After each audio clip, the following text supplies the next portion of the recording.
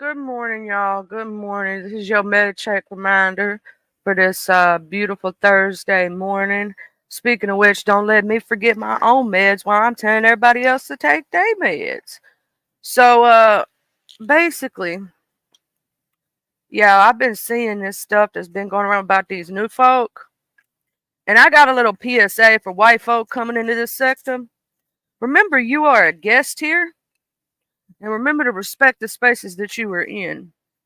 I'm guessing that none of y'all have ever been to a black space in your life and might need a little teaching. So I'm going to reach one, teach one for y'all. Respect the spaces you are in, right? Don't be coming over here saying no bull crap, because I'm going to tell you this. This is my home. These is my peoples.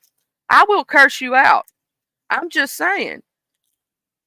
Like, I've been here for, 6, 7, 8 years. Good morning, Miss Tracy. I've been here for 6, 7, 8 years, whatever, how long, I don't remember. It's been way too many years to count. Respect the spaces you in. That's all I got to say. Respect it. Okay? Now, I've been hearing about that stuff, you know what I'm saying? I don't know these new people. No new friends is what some people saying in the beef sec. I've been hearing it. It's been making me laugh, some of y'all. But I've been here for years and years and years. I worked hard to earn my respect. You're going to have to do the same thing. You ain't going to come in here and think you just going, ooh, it's going to be magic and butterflies. This is the beef sector, baby. Ain't like you over there in the white trash sector. That's easy to get into.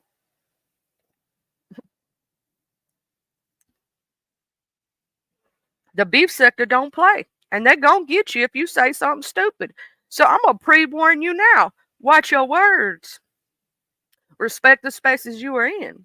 But this is True Crime Thursday, y'all, right? It's True Crime Thursday. I just had to give a little PSA, just had to do that little bit of PSA for the white folk that coming in and may not understand the space that they're in. Respect the space you're in. Realize you are a guest here. When you come through the door, wipe your feet on the mat. Don't let all the cool air out. Make sure you use a coaster with your drink.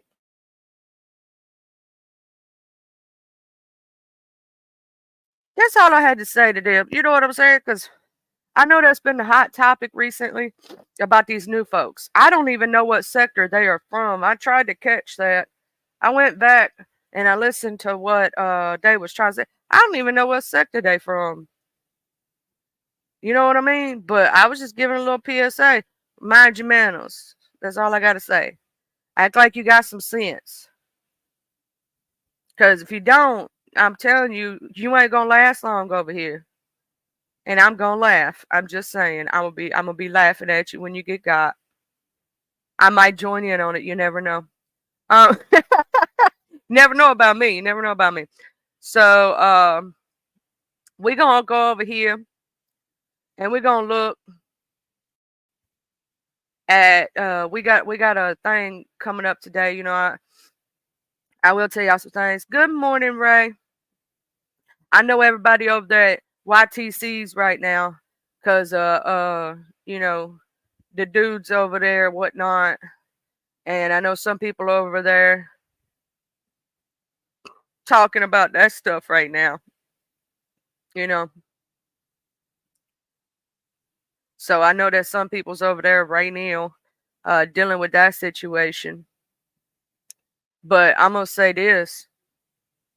This goes for any guest that any new people that come into the beef sector. Respect the space you're in. Respect the people. Get to know people. Don't come out here just saying stuff off the wall, cursing people. I heard what that man, and I heard he supposedly apologized to Miss Trish too. But I heard what he supposedly said to Miss Trish. And I'm gonna tell you this one. Regardless, if everybody in the beef said we fight, right? We could be fighting each other.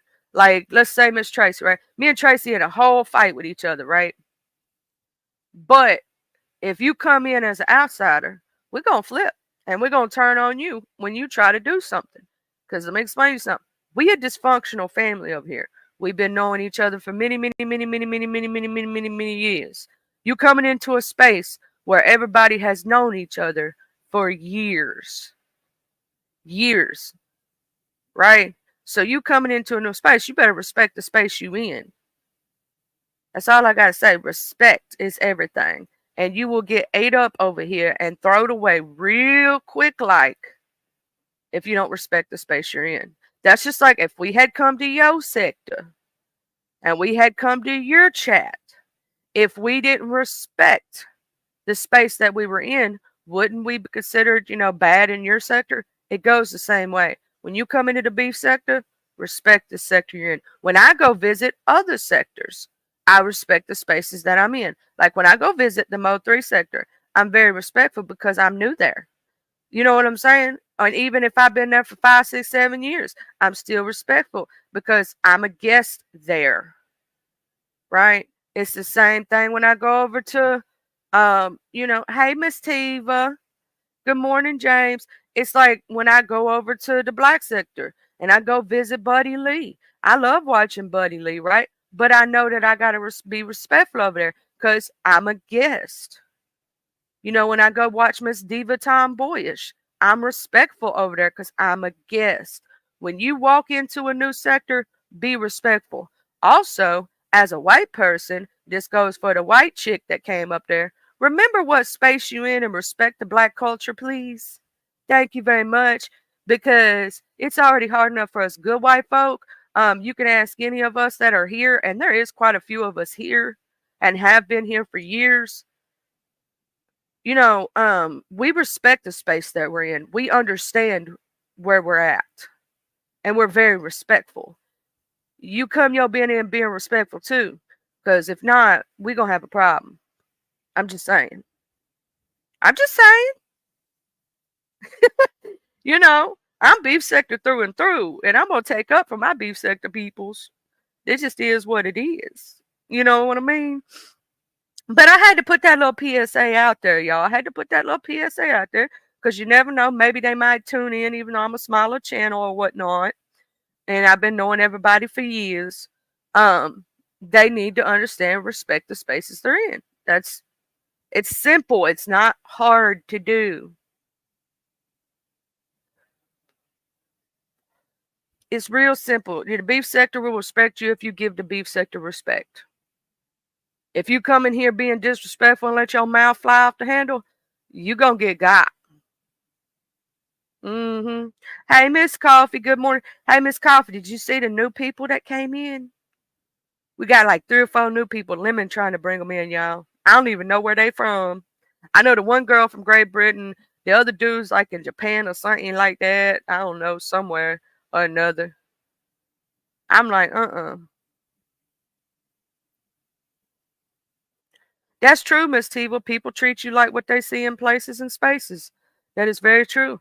And it's also like how you come in, how you speak to people, if you're respectful or not. You know what I'm saying? Like if you come in with a disrespectful mouth, you might get popped in that disrespectful mouth. And you can tell, oh girl, ain't never been to black spaces. Because if she, let's say, okay, this is a retrospective question. Okay, if she had walked into, where I used to grow up, and she would have said some of the stuff she said the other day, she would have got popped in the mouth. I'm going to pre-tell you, somebody would have popped her in the mouth. Somebody would have did it. Somebody would have straight up popped her right in her mouth. It's called, you know what I'm saying? It's called respecting the spaces you in. They catch you out on these streets saying certain words, you're going to get your mouth popped in. That's true. Just because you accept it into a space does not mean you have the free run to act and say whatever you want. I be everywhere, y'all. Y'all know I be everywhere. I be everywhere, man. Cross the desert, sand, man. You know what I'm saying? I just be everywhere. I be over there at Miss Intel. I be over there. I be visiting everybody. I'm too nice. I be everywhere.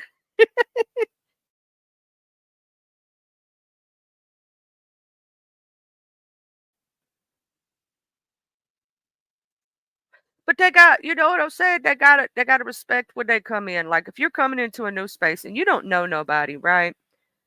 How are you gonna jump up and start cursing out folks? You don't know them. You don't know what their heart is just because they have a differences of opinion from you, right? And everything. You can't come into a space and start cursing folk. That would be like me going into Mode 3 sector, start cussing folk for no apparent reason. They gonna jump me.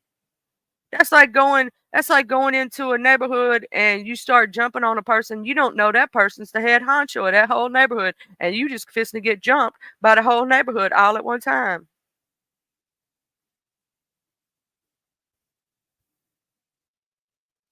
You know what I'm saying? Like you got to be careful. You got to make sure you get to know people, get to know the beefs. Like when you first, I'm gonna say that I'm still gonna say this.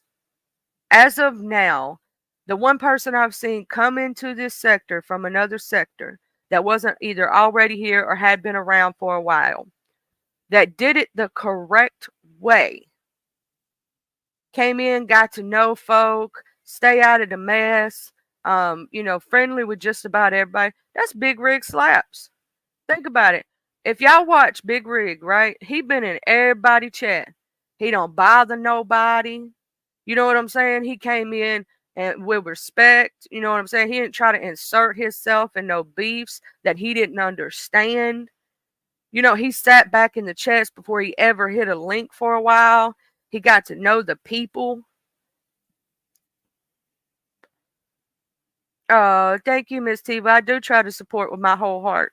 My whole heart says I try to support everybody because, like, I've been here for so long that I know everybody, right? And I want everybody to get that shine on. That's the way I feel about it. I want everybody to get it. And even from the smallest content creator to the largest content creator, I want everybody to get that shine on. But some of them new people, they got to learn when they come in here, be respectful, take a little seat, get to know people. Hey, VS, hey, Boo. When you're new, come in, take a little seat, sit in the corner, get to know people. Don't just start rattling off at the mouth. You new. You got to realize that. It's like the new kid at the party that don't nobody know, and they sitting over there in the corner and they watching. That's what these new people that come into the sector need to do. They need to be that new little kid that's at the party over there chilling, watching what everybody else is doing. To me, it is about respect, because to me, respect is everything. You know what I'm saying? And loyalty is everything. If anybody knows anything about me, I'm loyal. It's gonna be that way. I can't until somebody tells me not to be. And even then I'm still gonna be, even if they don't want me to be. It just is what it is. Now, on this True Crime Thursday, right? We's gonna talk about, we got a case coming up. It's called Georgia versus Melody Walker Ferris. It's the burn pile murder trial, right? Okay, so basically, this lady and her husband, they can't decide between who gonna do it. Now, we're supposed to be getting a verdict today on this situation. We're supposed to be getting a verdict on it. Now, y'all know I've been trying to roll out new content and do all that good, lovely stuff. But I did want to say that there are some new people coming into the sector. For those that don't know, they're coming via way of Lemon. We got this Resto dude. There's a male chick, and I forgot the other dude's name, but it's 3 people so far. I ain't seen none of their people come over here, nothing like that. But I saw those 3 over there at Lemons. I saw the Resto dude over there at YTC's this morning. Now, they need to understand, that's the only reason I was doing that PSA this morning, y'all, was to tell them to respect when they come in. Because if not, they're going to get ate up in the sector. We don't mind new people coming to visit. You know, we don't mind having visitors. But respect when you come in, or you're going to get thrown out the door.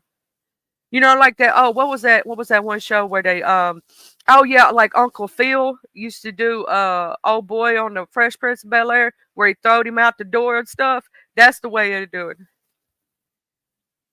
Have a good day, Miss Tiva. Thank you for being here. But yeah, so if you're gonna come in here, you're gonna act right, or you're gonna get thrown out the door like Uncle Phil did Jazzy J Fresh. Yeah. You're gonna get thrown out the door. Stay safe and be safe, Miss Tiva.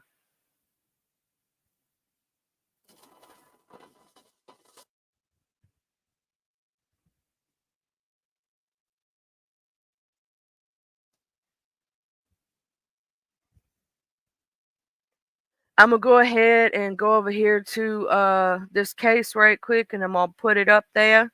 I'm gonna screen share first. Let me put up my copyright disclaimer.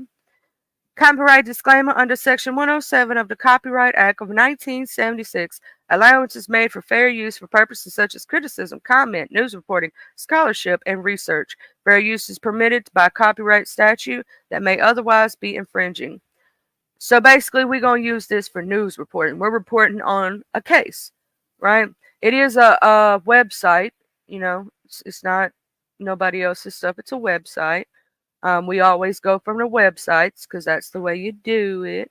So I'm going to go ahead and show y'all, and I'm going to read this article to y'all. All right. So this is Georgia versus Melody Walker Ferris, the burn pile murder trial. Melody Walker Ferris is charged with malice murder, felony murder, aggravated assault, concealing the death of another, and making a false statement in the death of her husband, Gary Ferris, who was a prominent Atlanta area attorney. The couple, who were married for 38 years, lived on a working farm in Alpharetta that spanned approximately 10 acres. They lived in the main house together, while one of their 4 adult children lived in an apartment above the barn. On July 5, 2018, deputies with the Cherokee County Sheriff's Office were called to the property for a report of human remains in a fire. Detectives initially believed Gary could have suffered a medical issue and fallen into the fire, but quickly began investigating the case as a homicide after a bullet was found lodged in one of Gary's rib bones. The bullet of a .38 did not match any weapon found during searches of the property. Investigators say that Ferris' marriage was rocky, and Court TV reviewed documents showing that Gary filed for divorce in February 2010, The petition was dismissed that August. Melody initially denied having any extramarital affairs when asked by investigators, and then later claimed her affair with Roy Rusty Barton ended a year before her husband's death. But investigators determined that was a lie and later arrested her in Tullahoma, Tennessee, where she had been spending time with Barton. Prosecutors say at the time of the murder, the couple had been arguing about finances, specifically Gary's refusal to give Melody money, but instead giving it to their adult children. Okay, so we have all the trial dates here. On day 18, the jury's deliberating. Just under 1 hour late Wednesday before calling, it a day and resume. It's supposed to resume at 9 a.m. today, Thursday. The state's closing. Excuse me, I gotta mute up. I got a cough. I'm sick still.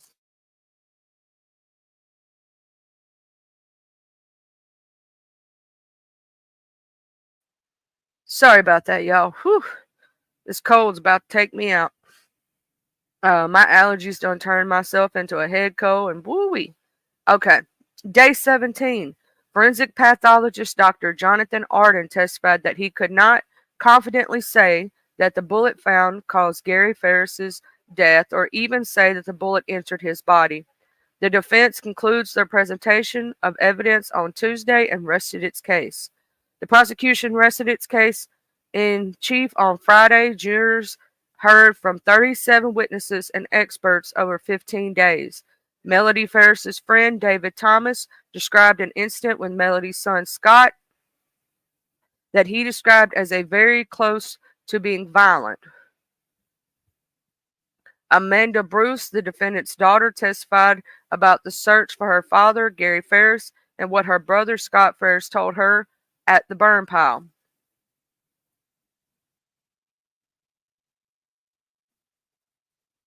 Melody Ferris's daughter says brother said daddy's in the burn pile. Prosecutors rested his case in chief on Friday. Jurors heard from 37 witnesses and experts over 15 days. Melody Ferris's second cousin, Martha Jane Barton, testified that her .38 special handgun went missing sometime after her husband died in 2014, but only reported it missing October 18, 2024. Barton said she told one other person, who is now deceased, that her gun was missing. Barton was asked to describe the relationship between Gary and Melody. She took a long pause before answering and said there was no love there. A cell phone tower dumped near the Ferris Purcell Lane home shows the last phone and data location for Gary Ferris.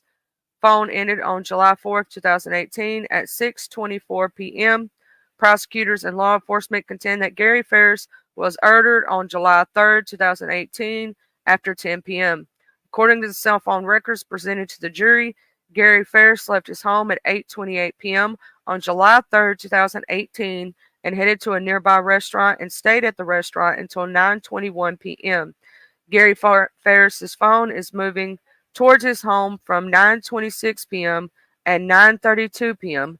Melody Ferris calls her son Scott at 10:52 p.m. needing help around the farm, animals who had broken free from their enclosures.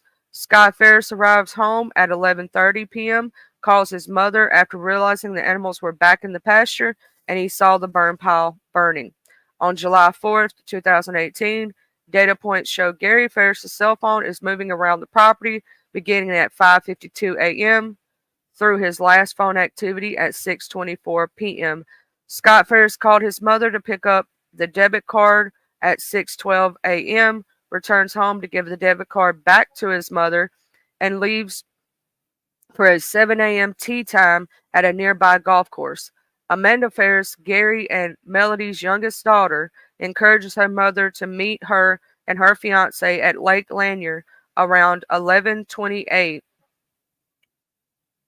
Lake Lanier, my bad. I think that is Lanier, but anyway, Melody Ferris leaves her home to head to Lake Lanier at 12:47 p.m. She returns home with her step granddaughter just before dusk.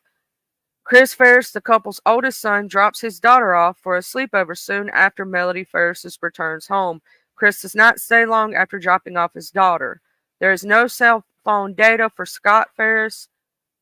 If Scott Ferris returned home after playing golf on July 4th, 2018. A digital forensic expert states that he was at Lake Lanier at the time. Judge David Kenyon Jr. denied the defense's motion for a direct verdict on all 4 counts of the indictment against Melody Ferris. Ferris is charged with malice murder, felony murder, aggravated assault with a deadly weapon, and concealing the death of another. Jurors visit the former home of Gary and Melody Ferris. Lead Detective Daniel Hayes said he never considered Chad Ferris or Scott Ferris a suspect in the death of their father, Gary Ferris. The barn and Scott Ferris's loft above the barn was never searched for evidence or checked for blood.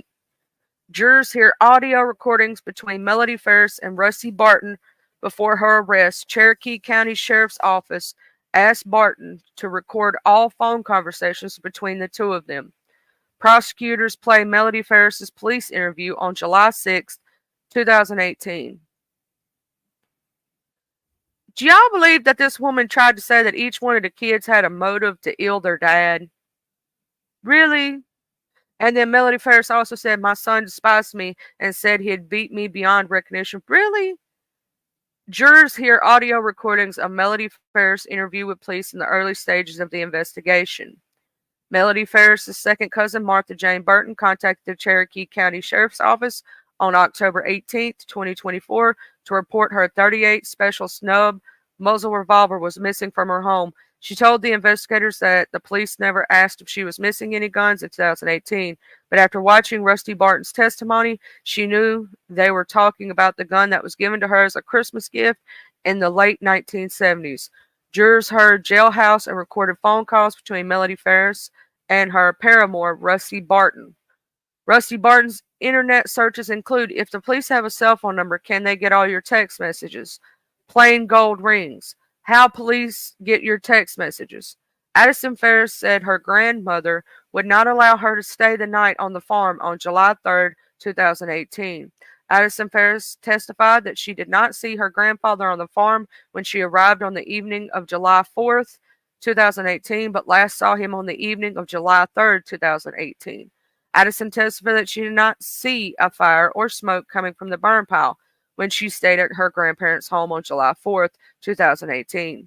The Cherokee County Sheriff's Office executed a search warrant for the Purcell farm before finding the bullet embedded in Gary Ferris's rib. The bullet in the basement or blood evidence. Before the bullet was found in the basement, a projectile embedded in Gary Ferris's rib and any blood found in the home. Melody Ferris's sons, Chris and Scott, talked to the police about a missing gun, a tractor parked in a weird way, and their mother having their father's wallet in hand. Melody Ferris's paramour, Rusty Barton, returned to the witness stand to finish direct and for the defense cross-examination. Barton told the jury he lied about Melody having Gary was in the burn pile and tried repeatedly to recant his statement. Barton said none of his guns were missing and that his stepmother, Martha Jane, was not missing any guns. Barton's .357 Magnum was confiscated by the police for testing, but was determined not to be the murder weapon. Barton was dating another woman in Tennessee while having an affair with Melody. Law enforcement asked Barton to record his telephone conversations with Melody. Barton told her their calls were being recorded, then purchased a prepaid cell phone so she would be comfortable that the police weren't recording their conversations.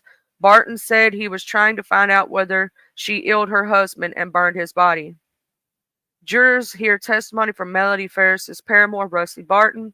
Barton told investigators during an interview on July 24th, 2018, that he spoke with Melody in the early morning hours of July 4th, 2018, to which she told him that Gary was in the burn pile. Barton said that he and his attorneys tried repeatedly to recant his statement because he felt he was under duress. During a July 8, 2019 jailhouse call, Melody Ferris and Rusty Barton to please stop talking and that he, Rusty, would single-handedly hang me. That's what Melody said. Rusty Barton drove Melody Ferris to the police station in Tennessee so that she could turn herself in to the police. Rusty Barton's girlfriend in 2017 wrote an email to Gary Ferris that he was having an affair with his wife. A forensic anthropologist said that the fire at the burn pile was ignited once, with no liquid accelerants. The fire started 24 hours before his body being found. Sharon Cooper, a friend of Melody Ferris, said that Melody went on a secret trip to Jamaica with Rusty Barton.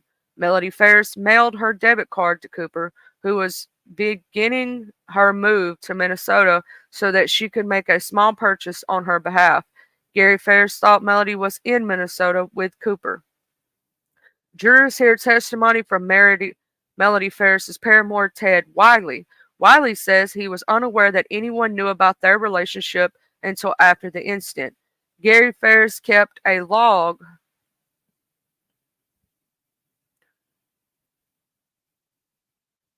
whenever he had one of his spells. According to his legal assistant, Angela Phillips, the doctors could never find anything wrong with Ferris. Gary Ferris's legal assistant told the jury that she and Ferris had a personal relationship. Gary Ferris stopped responding to emails after 3:30 p.m. on July 4th, 2018. Blood found on a t-shirt inside the Purcell Lane home was that of Melody Ferris. Her defense attorney asked the DNA analyst if she knew that the t-shirt belonged to Ferris and if she would expect to find Ferris's DNA on the shirt that belonged to her, to which she replied yes. The bullet found on the basement floor and the projectile found embedded into one of Gary's ribs were fired from the same gun, but it's unknown if the two items are the same brand of bullet. Melody Ferris's oldest daughter, Emily Ferris Payne, testifies against her mother. GBI forensic pathologist Dr. Stephen Atkins says Gary Ferris died as a result of a gunshot wound to the torso, and the manner of the death was ruled a homicide. Melody Ferris's DNA was identified on the L2 shifter of the Kubota tractor and one blue shoe inside the home. Melody Ferris and her son Scott Ferris had their hands swabbed for fire accelerants. Both tests were negative. Blue Star Luminol revealed possible cleaning streaks near the top of the stairs leading to the home's basement. Scott Ferris, the second oldest son of Gary and Melody Ferris, returns to the witness stand for a full day of testimony. On day 4, Melody Ferris' second oldest child, Scott Ferris, testifies against his mother regarding the death of her husband, Gary Ferris. Melody Ferris told family members about her son, Christopher Ferris, stealing money and paying for various things. Gary Ferris texted his son, Christopher Ferris, stating, "Your stealing money is out of control." The text was sent a couple of weeks before his death. Scott Ferris says his father told him to hold on to his credit as if his life depended on it. Jenna Pulawoski, Melody Ferris's former daughter-in-law, claims Melody showed her a revolver belonging to her grandfather. The gun was inside a cadenza drawer in the basement. The last photo on a deer camera near the burn pile was a picture of Melody's son, Scott Ferris. All other pictures had been deleted on the SD card inside the camera. Melody Ferris sent a text to her friend and neighbor, Terry Braswell, stating, "I hope he, Gary Ferris, dies alone in a gruesome death." Battalion Chief Ricky Collette, Cherokee County Fire and Emergency Services, told jurors the dive team did not locate a gun in the pond on Ferris's property.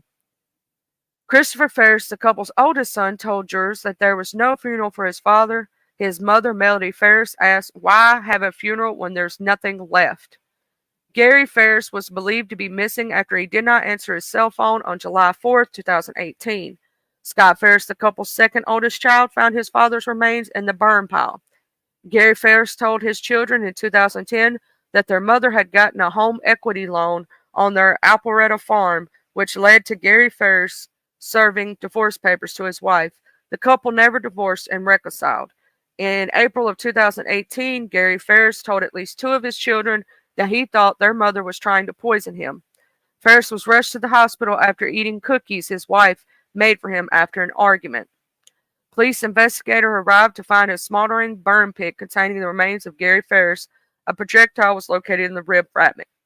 Crime scene: Investigators located what appeared to be a reddish-brown stain on a Kubota tractor's hydraulic pump, shift lever, and left footsteps. Touch DNA swabs were collected from the 9 points on the tractor, the steering wheel, 3-point hitch lever, power takeoff switch, hand throttle lever, loader control, directional shifter, support handle, the fender, and ignition key. A projectile was found between an ottoman and a rug on the floor in the recreational room. A red shirt with what appeared to be soot was found inside Ferris's home. 38 caliber ammunition was found in the loft apartment above the barn. Prosecutor Godfrey Fogus opened for the state by urging jurors to shrink their worlds and find that the only person who had the means, motive, and opportunity to ill Gary Ferris was his wife, the defendant, Melody Walker Ferris. Fogus noted that Melody liked being married to a rich lawyer that lived in a mansion worthy of being featured in Southern Living. The two lived in the same house but had separate living quarters. Melody lived upstairs and Gary lived downstairs, and they cheated on each other over the course of their marriage.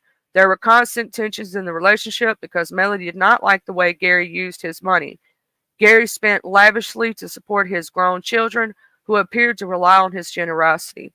Fogus and Gary said Gary was shot and killed and his body placed on a burn pile for his son Scott to find. The prosecutors state that they did not occur because of a break-in or robbery. The only person in the house at the time was Melody. Defense attorney Michael Ray opened by suggesting to jurors that too many still unanswered questions should prevent them from finding client guilty of murder. Ray notes police don't think where Gary was shot in the house, how Melody could have moved her husband, he was 6'3" and over 300 pounds, onto the burn pile, and no murder weapon was recovered from the property. Ray notes that Scott is the only one who possessed a 38 caliber ammunition, the same kind of ammunition that investigators say killed Gary. So that is the gist of that case, right? That's the gist of that case. Now, they are supposed to be today. Deliberation begins today. So we might find out sometime, if I'm on long enough during this broadcast, of if they're going to find her guilty on the charges or whatnot. So we're going to figure that out today, I suppose. It's going to be Georgia versus Melody Ferris. We're going to see if they've updated, if I'm looking to see, I'm always looking for the verdict. Y'all know me. But that's the gist of the case. So I think what they're trying to do, in my opinion, hey, Miss Cheesy Mac, hey, Miss Leo, hey, Miss Sassy Francis, good morning, y'all. Hey, the Hood Table, good morning. I was trying to make sure I tell everybody, good morning, Creole, my sister from another mister. How you doing, boo? Okay, so in this trial, right, this lady basically, they're stating that she shot her husband with a 38 caliber, which if y'all don't know about it, a 38 caliber is small, right? But I'll say this. They say, well, how can she move her husband? I'll say this. She has a tractor on the property. You can put somebody in the tractor and move them. Now, she might have a little trouble moving them from wherever it was in the house to the front door. But once she gets them to the front door, she can move them with the tractor. Now, my question to the people who watch this or rewatch this, do you think that the son and mother both planned it together? Do you think it was the mother by herself? Do you think it was the son and they miscounted the mother? Because, I mean, they both cheated on each other. They both did things dirty to each other, right? He was having affairs. She had 2 or 3 affairs. Rich people be doing that stuff sometimes. Them rich white folk that be living up in them fancy houses don't always, it may look pretty from the outside, but sometimes it ain't so pretty on the inside. They always say that You know, looks can be deceiving. So you can see a beautiful family on the outside, and on the inside, there's a lot going on behind them closed doors, right? And just because they look like they got it all together don't mean they do. So I think what the defense is trying to do, in my opinion, by what they've shown so far, is they're trying to put it off as if there's too many people that could have done it. Well, with the woman, even with Gary Ferris, they have the one woman coming out and saying that they had an affair. With the woman, they have two different partners. They have text messages and phone calls and things like that to prove if that there was an affair.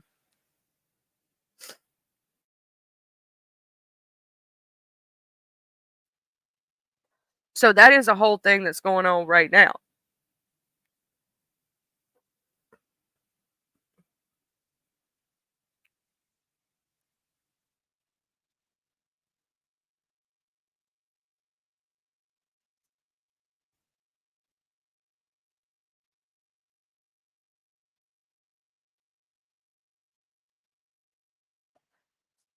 That is what's going on right now with this court. Yeah, they have I was going to play there's a few videos that are attached here. Specifically, also Melody Ferris decided not to testify in her case, but the son did. And I'm explaining to you why sometimes people do not testify. If they catch you perjuring yourself in a court of law, you're not supposed to be able to lie. And if they catch you, you can do time for that, right? So it could be added on top of a sentence. Also, at that point, they can actually make you incriminate yourself on accident.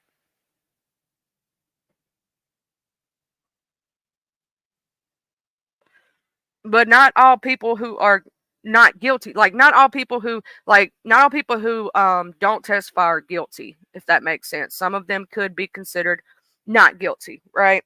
But you have that situation right there with is that a reason why she didn't testify? Is that a reason? I'm gonna go over here and find this video, and we're gonna watch that right quick because I want to see this one right here. I want to see the specific part. There was a part where Melody it was a specific part that I read that I thought would be really good to hear.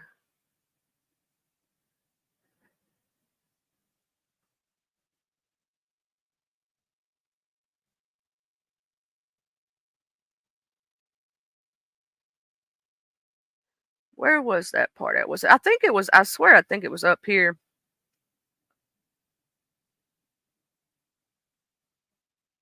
Oh, this one right here.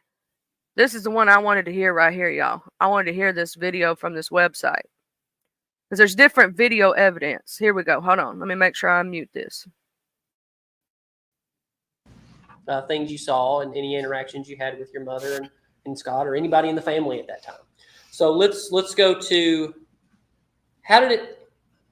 did you talk to your mom at all on the 3rd that you can remember? I can recall because I went through text messages. I'd worked that day, worked at a jewelry store. So I would have worked from 9 to 6. And I mean, I texted her all the time. And you remember y'all were kind of texting to some degree. Chris had how did it come to pass that Chris had convinced your dad to pay for his vacation? Did you know anything about that? My mother had told me that Chris had booked another vacation. In my eyes, Daddy didn't go on vacation. Daddy loved to work.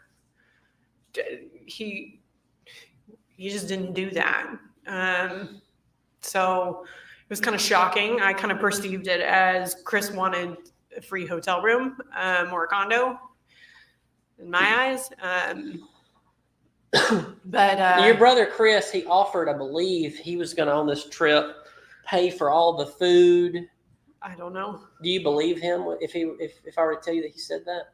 He was going to pay for all the food and the fishing and everything? Doubtful. Okay. Why would that be? He never had any money to do that. He always had to ask for money for everything. He couldn't fly the girls in from Maine without help. So I don't see how that could have been possible. Shock you that on the day of the 5th, after you guys had been investigated that day and you talked to Detective Hayes and Kuykendall, that he actually had to borrow $20 from Emily to get home? Did you ever hear about that? No. So you're talking to your mom some about that stuff that day and wedding stuff. Do you remember that? Probably at that time. I was in full wedding mode trying to plan our wedding because we had the deposit down at Vauxhall. But did anything seem out of the normal that day? No. Just a normal life, normal communications with your mother? I was in bliss. I was engaged. I was the happiest I've ever been. Okay. Everything was perfect in my eyes. So the next morning, on the 4th, I believe you guys even had some phone conversations. Do you remember anything about that? Well, I mean, we had picked up Cameron the night before because it was our time to have her come over. And so we drove up to Jefferson and got her and brought her home. And then we were going to Lake Lanier because that's what we do every year.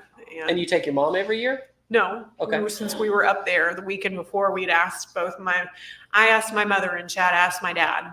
Okay. And my dad did not want to go. And I told my mom, I said, if you want to go, you're more than welcome. But this is what we're doing. This is our plans. Okay. What do you remember about inviting her? I just invited her. I was just like, hey, we're going to go do this. If you want to do something on 4th of July, this is where we'll be. It's fun. It's a fun place. What did she say? I think she said, sure, maybe, yeah, I'll go. I mean, she had told me the weekend before she was going to go. Okay. And then the morning of the 4th, you guys were texting about it and talking about it. Did anything seem weird or out of place? No. We woke up and we went out there. It was super packed. So This is Margaritaville. Yep. The whole beach was packed. All the chairs were taken. And I called her and was like, hey, we're going to go back home and we're going to get our chairs and stuff because there's nowhere to sit. But we put up our little pop-up tent and saved a spot because we lived 5 minutes down the road, not even. And told her we were going to go get our chairs and come back. And I told her she needed to bring one if she had one. And then she said she was working out in the yard and that she would be there later. And I said, okay. And so she came? Yeah, eventually around 12, 1 o'clock, I guess it was. It was later. About noon? Yeah, I Okay. would say so. Somewhere in there. How did she seem? How was her demeanor? Normal. What did y'all do? We roasted on the beach for a while and then went to Land Shark Cafe and because it was unbearably hot. And then we ate lunch. She ate with us. Cameron was there. We went back to the beach, sat there for a while. I don't know if we did any of the water slides or anything that day, but I think it was 5, 6 o'clock maybe. And Cameron was begging to go be with Addison.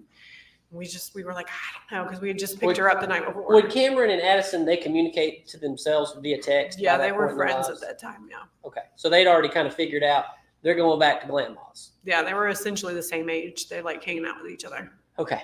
So I guess Cameron told you, hey, I'm going back with Melody. No, she asked. And Chad and I were like, I don't know, because we picked her up the night before.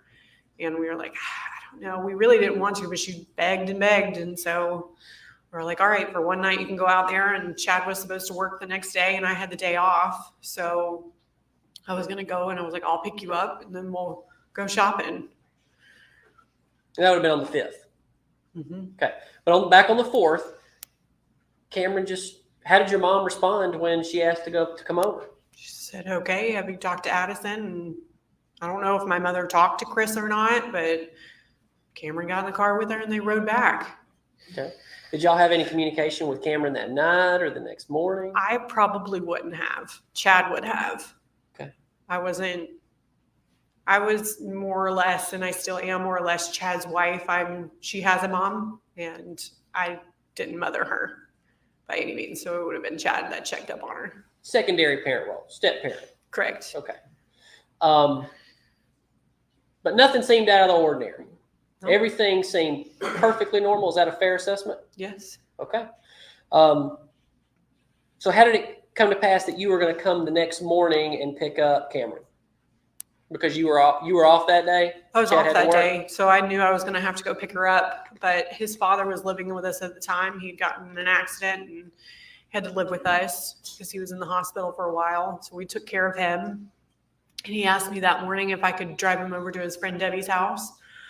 So I agreed and took him over there, and could have been 10:30 by the time I actually left the area. I'm not sure.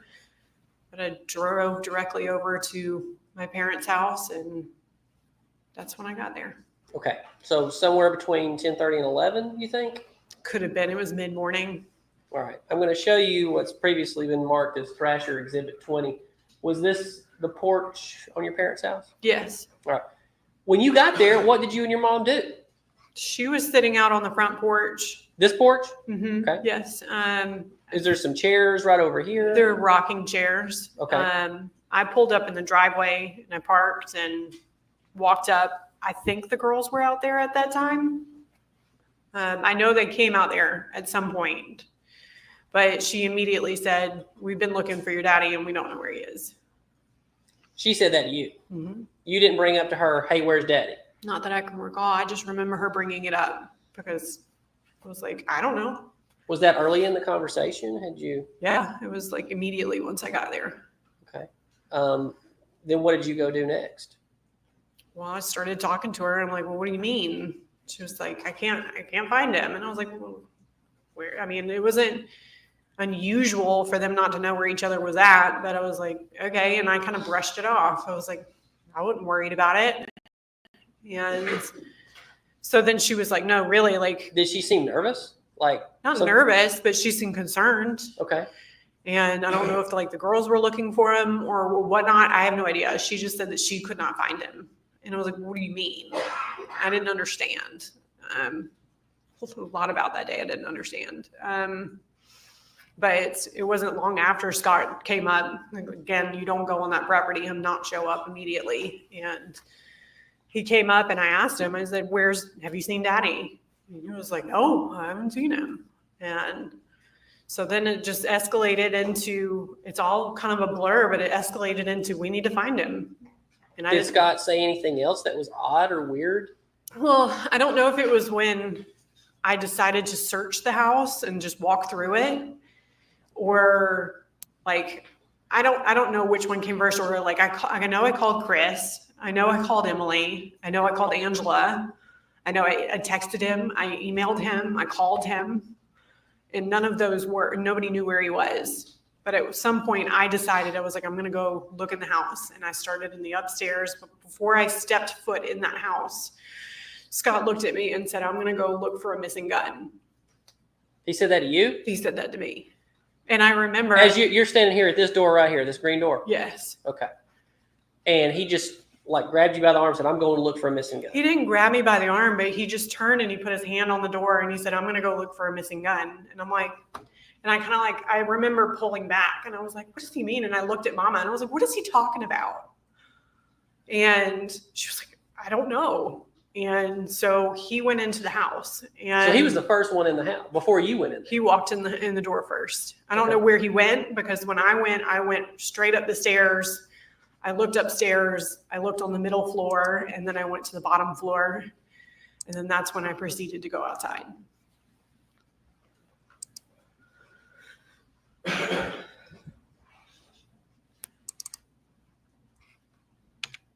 Did you go up these stairs? Correct. And that's just walking straight in the door. Straight in the door. And if you take a right here, is that the kitchen? Correct. Okay. And that's looking back out that door? Yes.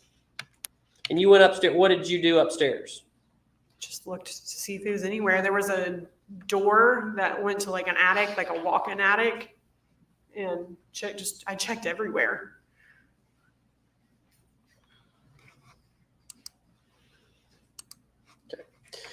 So this was the kitchen. Obviously, there's no furniture or anything, but this is the general layout of the home at the time. Correct. All right. So where did you go next after going upstairs? I just walked to the main level. I don't know if I walked in the master bedroom. That would have been to the right. Dive straight back from there. And then I walked in the basement, Where did you go in the basement? probably into my dad's room. That would have been in that hallway right there. Going towards these doors here, No, the other way. the other direction? His bedroom was there. And then he had a bathroom that was over there straight back to. I probably would have looked there, I assume, just to see if he was there since it was his room. And there was the living room. And then I just walked straight into his office because you could pass by the theater room. And I went into his office and he wasn't in there. Okay, so this thing they've got listed on this Thrasher 17, this workshop, that was his office? Yes. Okay. And nothing, when you walked down into the basement, did you see anything out of place? No. And because you'd been down there, I mean, how often would you go to the basement? I mean, every time we were over there, we would probably most likely go down in the basement because my dad was always working in his office. So when you were down there, did you notice anything, this looks like a bunch of very fine furniture. Did you notice anything broken?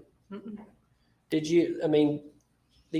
What's underneath these candles appears to be glass fixtures holding up the candles. Correct. Anything out of place? No. Did you Not that I notice recall. any blood? No.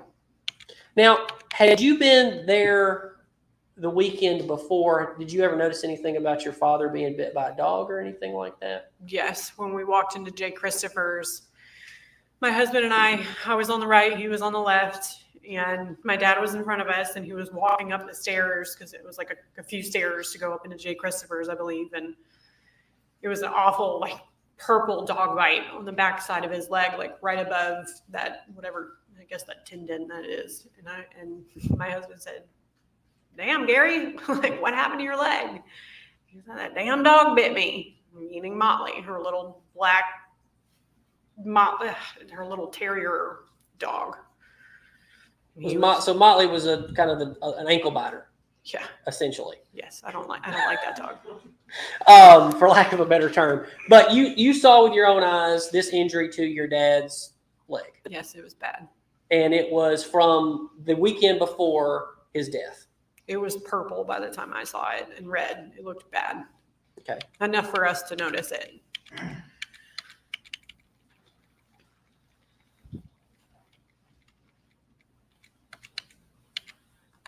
So you walked past this dining room. These pictures were taken on the day of the 5th. This is Thrasher 81. You walked past this dining room, and this is how it looked Yes, sir. on that day. You notice anything broken or out of place there? No.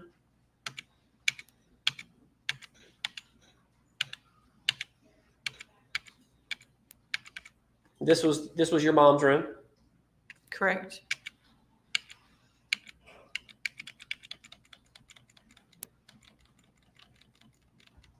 Where was the mudroom in the house?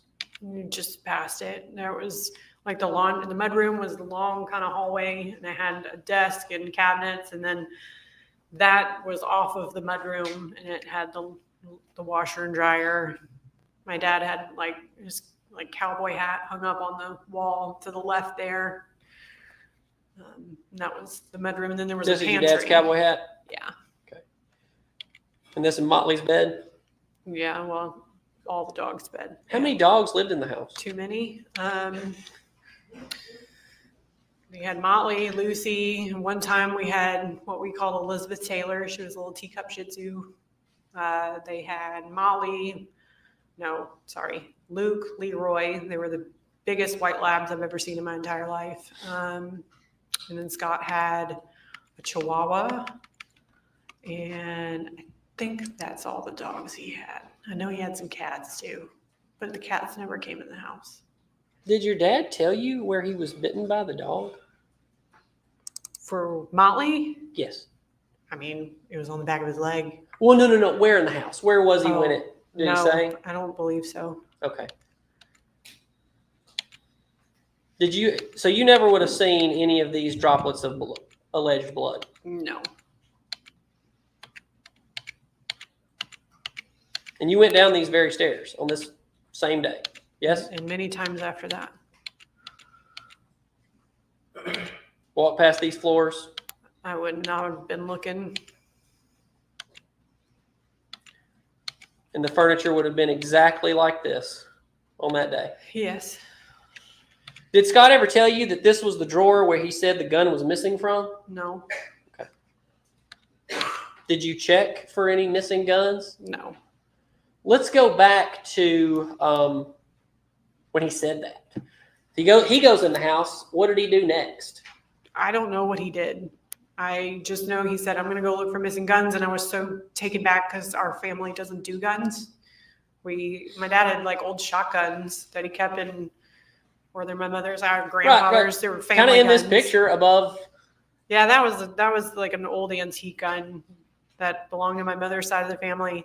But my dad had like shotguns because I don't know if he went like with his law partners or something, but they would go like dove hunting, I guess, and things like that. So I always remember, as long as I can remember, there were shotguns in like those big long zip up cases. But it's like, as far as like small guns, no. No. So you never saw any in that house? No. Never saw any revolvers? We would have never owned any. So even back at y'all called it Hampton Hall? Mm-hmm. So you never saw a small snub nose revolver at that house? It was only shotguns. Did Chris ever tell you he found a snub nose revolver No. back at Hampton Hall in the 2012 era? Okay. Or Scott? No. Okay. The only handgun that I knew of back in Hampton Hall was when my brother was in the Army. It was a black handgun. And he had gotten it, I guess, after he got in the Army. I don't know. But that was the only one I ever remember seeing ever. Yeah. So you walked down here and you knew Scott had been in the house, right? Yeah.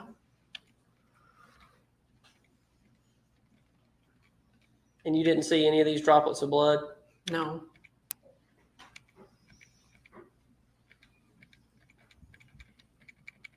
I'm fast forwarding because there's one image I specifically want to ask you. Maybe easier to go with the.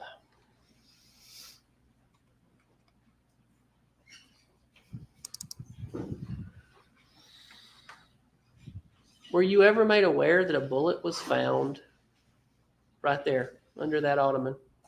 The only time I was ever aware of a bullet was during the preliminary hearing. Okay, that's the first time you'd ever heard of that. Correct. And you don't know if that was, you didn't know anything about it. No, and I would have never looked there. So you never saw this bullet No. laying in the floor. No. Do you find it odd that there is nothing around that bullet? Yeah. I mean, nothing that would have caught your imagination. No blood, no holes in the chair, nothing. It's just this bullet I mean, laying next to a piece of carpet. If you compare it to all your Netflix documentaries, no, it doesn't make any sense. So you never saw that. No. Okay. So Scott went in the house first before anybody else Correct. that morning. Then what did Scott do?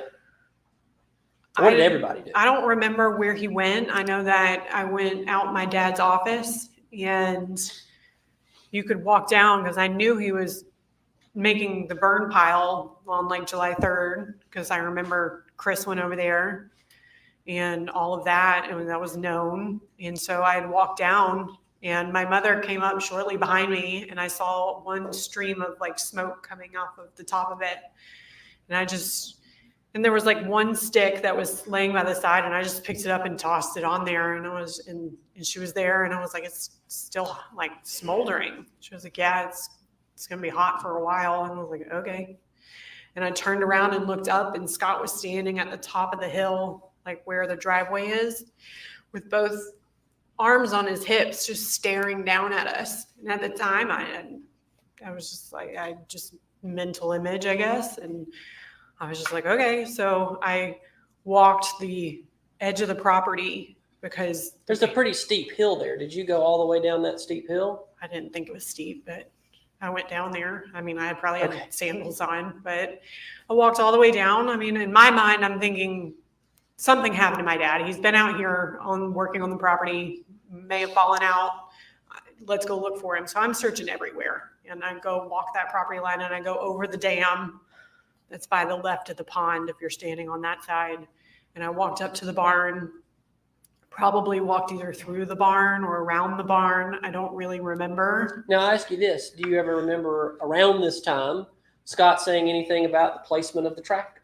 Did he bring that up? Did you hear that? No. Okay. All right, go ahead. Where you walk? Walked up there. I was calling out his name, trying to find him. I was getting desperate at this point and hoping I would find him. And I just had this gut feeling that something was wrong. And I had turned and walked down the driveway. And I was standing right as the driveway dips. And Scott calls me On your phone? on my phone. And I'm looking over the pond and kind of just standing there at the vents. And he goes, Amanda, like something to the tune of like, Daddy's in this burn pile. Like, I know what I've seen. I've been in Iraq. I know what burned bodies looked like. And I'm just sitting there on the phone going, what are you talking about? And he was like, there's something in this burn pile. And I was like, what are you talking about? And pure just denial, I guess. And either he hung up the phone or I hung up, but I immediately called Chad and I said, you need to get here right now. This is what Scott is saying, and you need to come get Cameron. You have to come get your daughter. And next thing I know, I don't know if he walked over. I mean, everything, your whole world stops. And he came over and grabbed me by the arm as hard as he could, and he got in my face. What who are we talking about? Scott. Okay. He got in my face and he screamed at me. He said, I know what I saw. I know what it is, Amanda. And I was just again going like, what? And next thing I know, he said he called the 911 paramedics, whatever. And I walk up to the driveway. There's like a fork in the road. I have to ask you this question and I'll move on from this topic quickly. But you walked down to the burn pile earlier. And you and your mom looked at it together. Briefly. And neither one of you saw what you would believe to have been human remains. Thank God, no. But you say Scott was up behind you on the hill just staring at you both. Yes. Okay. So going back to when the paramedics arrived, what happened next? I was standing in the driveway and my mom had walked up. I was like, what is going on? She said, I don't know. She just kept saying, I don't know. And I was just in shock at this point. And next thing I know, fire trucks, paramedics, and all of this. And she just said, why is he holding them up at the end of the driveway? And I said, I don't know. I have no idea. And it felt like an eternity. And I refused to go over there. I didn't want to go over there. And this poor paramedic, I'll never forget him. He was standing there with a gurney and he goes, I'm so sorry for your loss. And that was the first time anybody ever told me about my dad being dead. And I said, so you're telling me that my dad is in that burn pile back there? And he just looked at me in shock. It was just like, he couldn't say anything back. And Chris was sitting on the bed of his truck, just looking down at the ground. He didn't say anything. He didn't say anything. No. And what was your brother Scott doing at that time? I don't know. I guess they were over there. Him and my mom. I don't know. Did your brother? And I think I'm going to ask the judge after this question to take go ahead and break here, because then we're going to go ahead and start talking about what happened after this day. But did your brother say anything else concerning at that time? And he'd mentioned a gun. Did he say anything else that resonates in your memory? Which one, Chris or Scott? Either one. No, Chris, no. What about Scott? I don't think I talked to Scott much after that. I think he was off. I don't really recall. I really felt like every bone in my body was broken at that point. I remember talking to Hayes for a little bit and standing at the fence. And he could have told me I had purple hair and 5 eyes. I wouldn't have recalled. And I just kept going through my head of just like, if he's gone, he's like, our life has changed forever. It was awful. I wouldn't wish it on my worst enemy. I'm going to show you what has been previously marked as, I believe, bot song 4. Is this you? Yes. Were you aware there was a trail camera on the property? No, not really. Okay. And is this your mother? Yes. Okay. And that's bot song 5. And who is this? Scott. Is that also Scott? Yes. I'm going to ask you a question, and then I think we should probably go ahead and break before we move on to the next phase. Would it shock you to know that Scott Ferris deleted? That's a picture of him backing away from the phone, from the trail cam after deleting the trail cam at that very moment as y'all are searching for your daddy. Yes. It would shock me. We were looking for my dad. Why? I don't. Like, again, I didn't know that he had a trail camera. But that is concerning.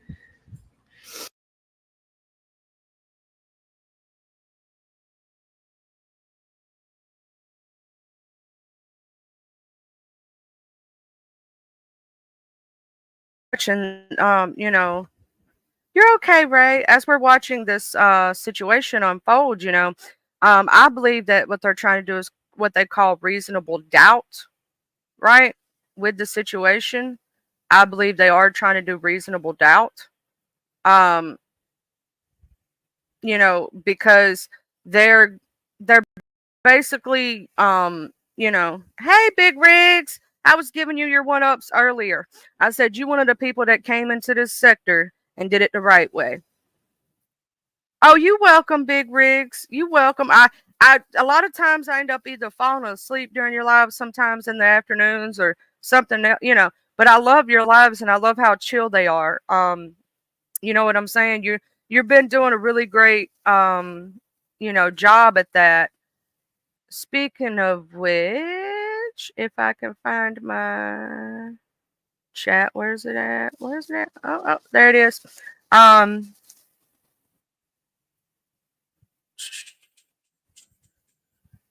going to share your channel link right there quick for those who may not know who you are, because he's really close to his 1K. If we could get Big Rig to his 1K, he's been working diligently. You know what I'm saying? Trying to get his 1K and doing his lives. So I'm going to share your channel link right quick, Big Rig, because you've been doing an amazing job. And I like the way that you came to the sector. You came in being respectful. I've not seen you get in any mess. Nobody speaks badly of you. Everybody speaks highly. You're one of the people that did it the correct way. Well, I was talking about that earlier.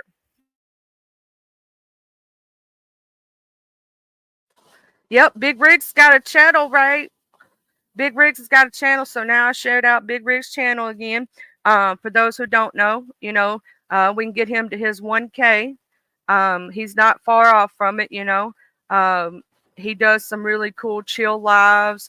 He doesn't really talk like about mess too much. If it comes up, that's okay, to have the conversation, but he's not real huge on the drama. So if you want some great content that is just chill, talking about different things, maybe cars, possibly they were talking about, they were talking about yesterday, it was, the High Times magazine, indoor, outdoor, indica, sativa, CBD. We're also working in California indoor farm experience. So they were talking about that yesterday, right?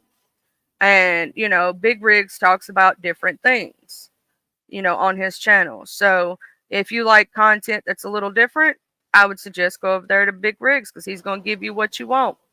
Also, while we're taking a short recess from court, what's up, the Beef Sector Podcast? We've got a premiere that I'm going to show y'all for Happy Halloween from our beautiful moderator, Unwind with Messy. And I'm going to share this tab right quick. And we're going to listen and watch and see the most, her amazing work right quick. And then I'm going to share her channel. Let's go ahead and show this. In the shadows where the moonlight fades, ghostly figures dance in the glades, pumpkins grinning with a wicked glare, feel the chill creep through the air. Whispers in the night, can you hear them call? Echoes of the lost in the haunted hall, creeping through the fog where the shadows play. Join the dance of fright on this Halloween day.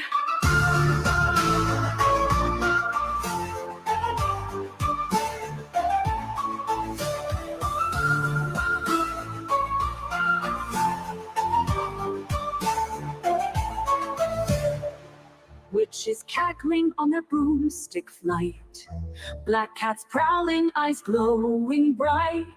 Graveyards rustle with the dead's delight. As the clock strikes 12, it's a ghostly sight. Whispers in the night, can you hear them call?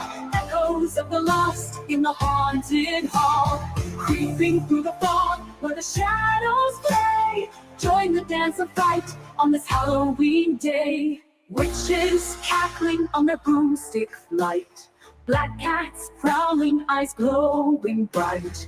Graveyards rustle with the dead's delight. As the clock strikes 12, it's a ghostly sight. Candles flicker, shadows loom, feel the presence of impending doom. A chill runs down your spine as the spirits intertwine. So gather, thank you, if you dare to stay, for the night is dark and the spirits sway. With every heartbeat, the terror grows in the haunted woods where no one goes. Whispers in the night, can you hear them call? Echoes of the lost in the haunted hall, creeping through the fog where the shadows play. Join the dance of fright on this Halloween day. So when the clock strikes and the shadows creep, remember the secrets that the night will keep. For Halloween's magic is a chilling delight. Embrace the whispers and dance with the night.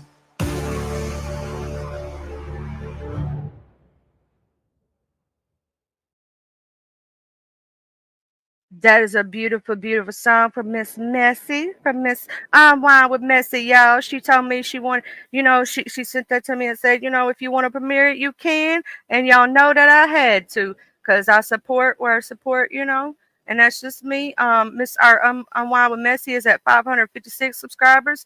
So if everybody could subscribe to her, she does hard work. She does a lot of songs and different things. I will say the Stinky Pinky song is still my favorite.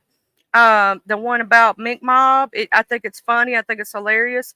Whether you like Mink Mob or not, you got to say that's a hilarious song. You just got to. You just got to. She's the one that came up with that one. So if you ain't know, you know what I'm saying? Now you do know. She's the one that when Mahia was playing it, like to show you her channel, she does amazing stuff and amazing work. A lot of AI and sisterhood and beautiful stuff. And look at all this beautiful, all that music and everything else. It's the Stinky Pinky anthem.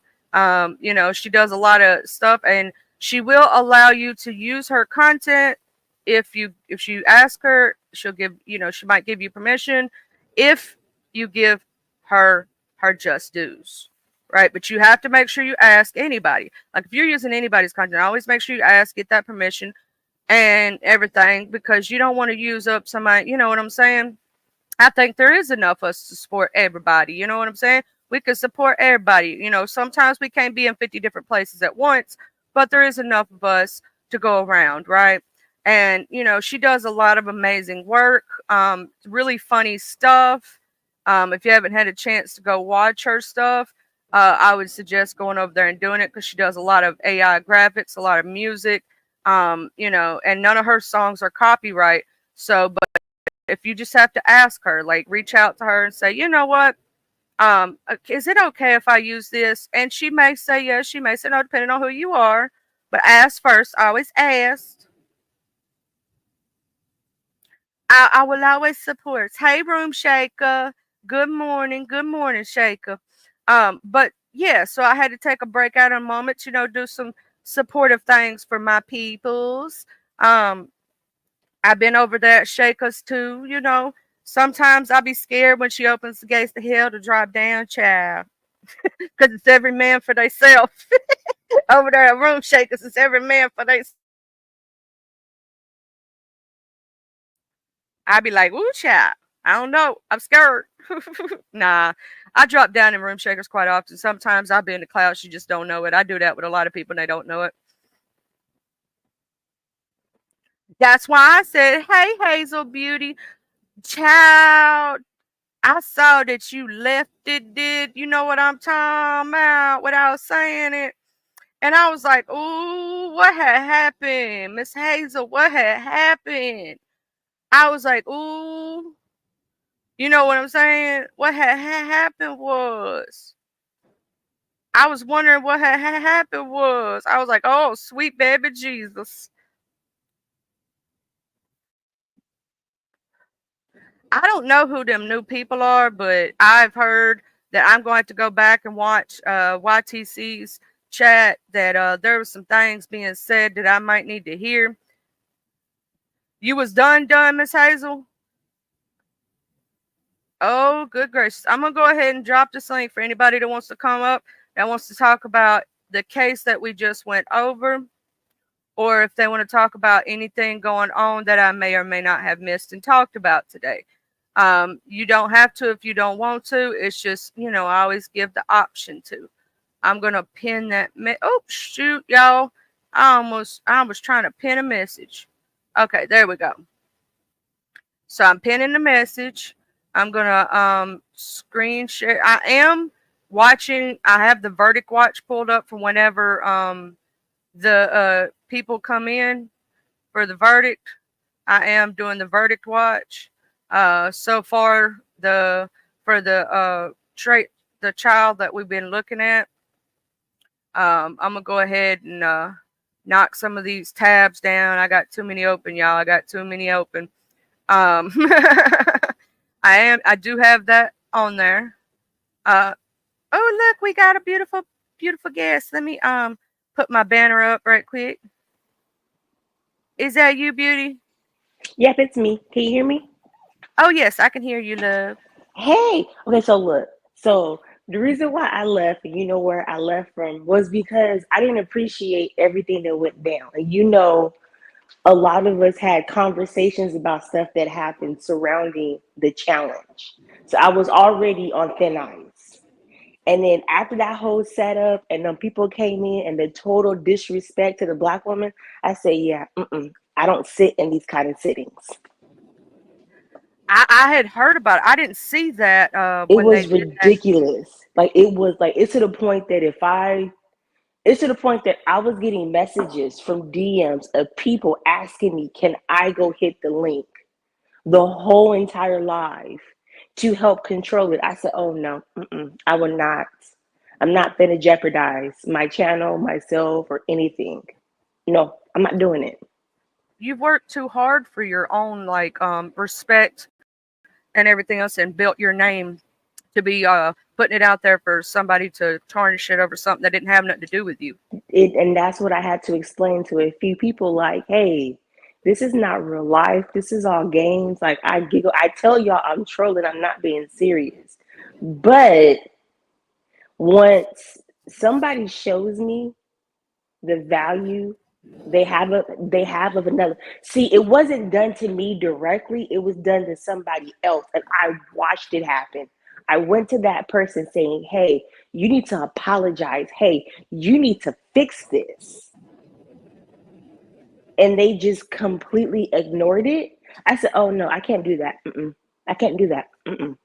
That'll be wrong for me to stand by as a woman and watch another woman be disrespected and me not say anything. I heard about a lot of it, and I was like, "What?" He came in here and said, "What?" Like, no matter if you like Trish or not, no matter if you like somebody else or not, no matter who it is, right? We are, we've been around each other for how long, right? Yeah. We're like a dysfunctional family. We may cuss each We other are out, very dysfunctional. Very dysfunctional. but ain't no outsider gonna come in here and say no stuff like that to one of our own. You get what I'm saying? Without us saying something back, we gonna talk about it. We gonna say something because we may And fight each didn't, other, but you yeah, ain't coming in didn't and like, no. didn't stop it, didn't say nothing, like just the complete. And the sad part about it is that once it got to that issue with Trish and them coming over, because I'm not going to stand in the way of nobody's money, nobody merging, nobody, doing collabs, because I have stuff in the works with other people in other sectors. But it was like with everything that was going on within that live, that the whole Trish thing, when I went to actually, because when I got the message, I was actually starting to get up and start moving about the house and doing stuff. So when I clicked it and I actually heard it for myself, I said, "Oh hell no!" That was like the topping on the cake. Like, oh no, I can't trust. Like, you don't have no integrity. I can't be around somebody like that. No integrity. You running plays like that, and you running plays, and it's hitting like 5 or 6 people that then had your back during this whole entire stuff. That basically then, like me, you and a few others was in the shadows making shit shape for the challenge, and you just let this shit happen like that. Oh no, bro, I'm done. Mm-mm. I can't do it. Yeah, I was the reason that I reached out and done is because we were trying to make sure this was beautiful because first off, one of our very own, Lady Nika, right, had someone pass away in her family and couldn't do it, but wanted somebody else to do it and have a fun night for the sector, right? And Yeah, for me, it goes to I do this for the sector because I enjoy of my home. course. I want to make my home better. You know what I'm saying? I want to put up pretty Yeah. little pictures on the wall. I want to dust the little dusty spots in the corner. Exactly. Go outside, start a garden, have a picnic. But you know what? Like, to be real, I was actually gonna step down like a couple of days before the actual challenge because I didn't appreciate the way Pizarro was being treated. Everybody knows I go to the ends of the world for Pizarro. That was the first creator that had my back, that put me out there, that helped me build my platform. Like, she was the first one to back me. So I will always have Pizarro's back. I don't always agree with her antics, but that's Pizarro, and we love her as the troll she is. But once I seen that Pizarro was being extremely disrespected, I spoke out about it and I was ignored. So I basically told them, if Pizarro does not judge, I'm not co-hosting. So y'all better fucking figure this shit out. Because Lady Nika herself came out, hit the panel, and was like, "I want you to judge for this." And Pizarro said yes. But Well, then, I think go ahead, that's babe. why Miss Pizarro was being so professional, and there was slick But shade she right could have there on cut the up. panel, and It she did was. not cut up. She did not say a word. And I know Pizarro. You know Pizarro. I Normally she do. would have went off, but she held her tongue, and I think it was out of respect for Lady Nika. Yeah. So I had to have a coming to Jesus moment with myself and some other stuff that I have going on behind the scenes to push myself forward. And I said, okay, I can't keep doing videos of me getting upset because I can't talk on a panel when I have people attacking me on the panel, attacking me in the chat. I can't keep making these videos where I'm cussing everybody out. Yeah, I'm getting views. But when I'm going to outside people and I'm asking for interviews and they're asking for my channel, I don't want them to see that shit. Exactly. Like, here's the thing that puts your channel and your integrity at risk. You know what I'm saying? Regardless of the situation, like you have to look out. In this sector, it's true. You have to look out for yourself, right? That's like, if I was up there and, like how you feel about Pizarro is how I feel about VS. She was the first person in this sector that gave me a Yeah. chance, that loved me for me, and that pushed me to do better, right? So no matter if we agree with everything they do or not, we still gonna have their back because that's what they call loyalty.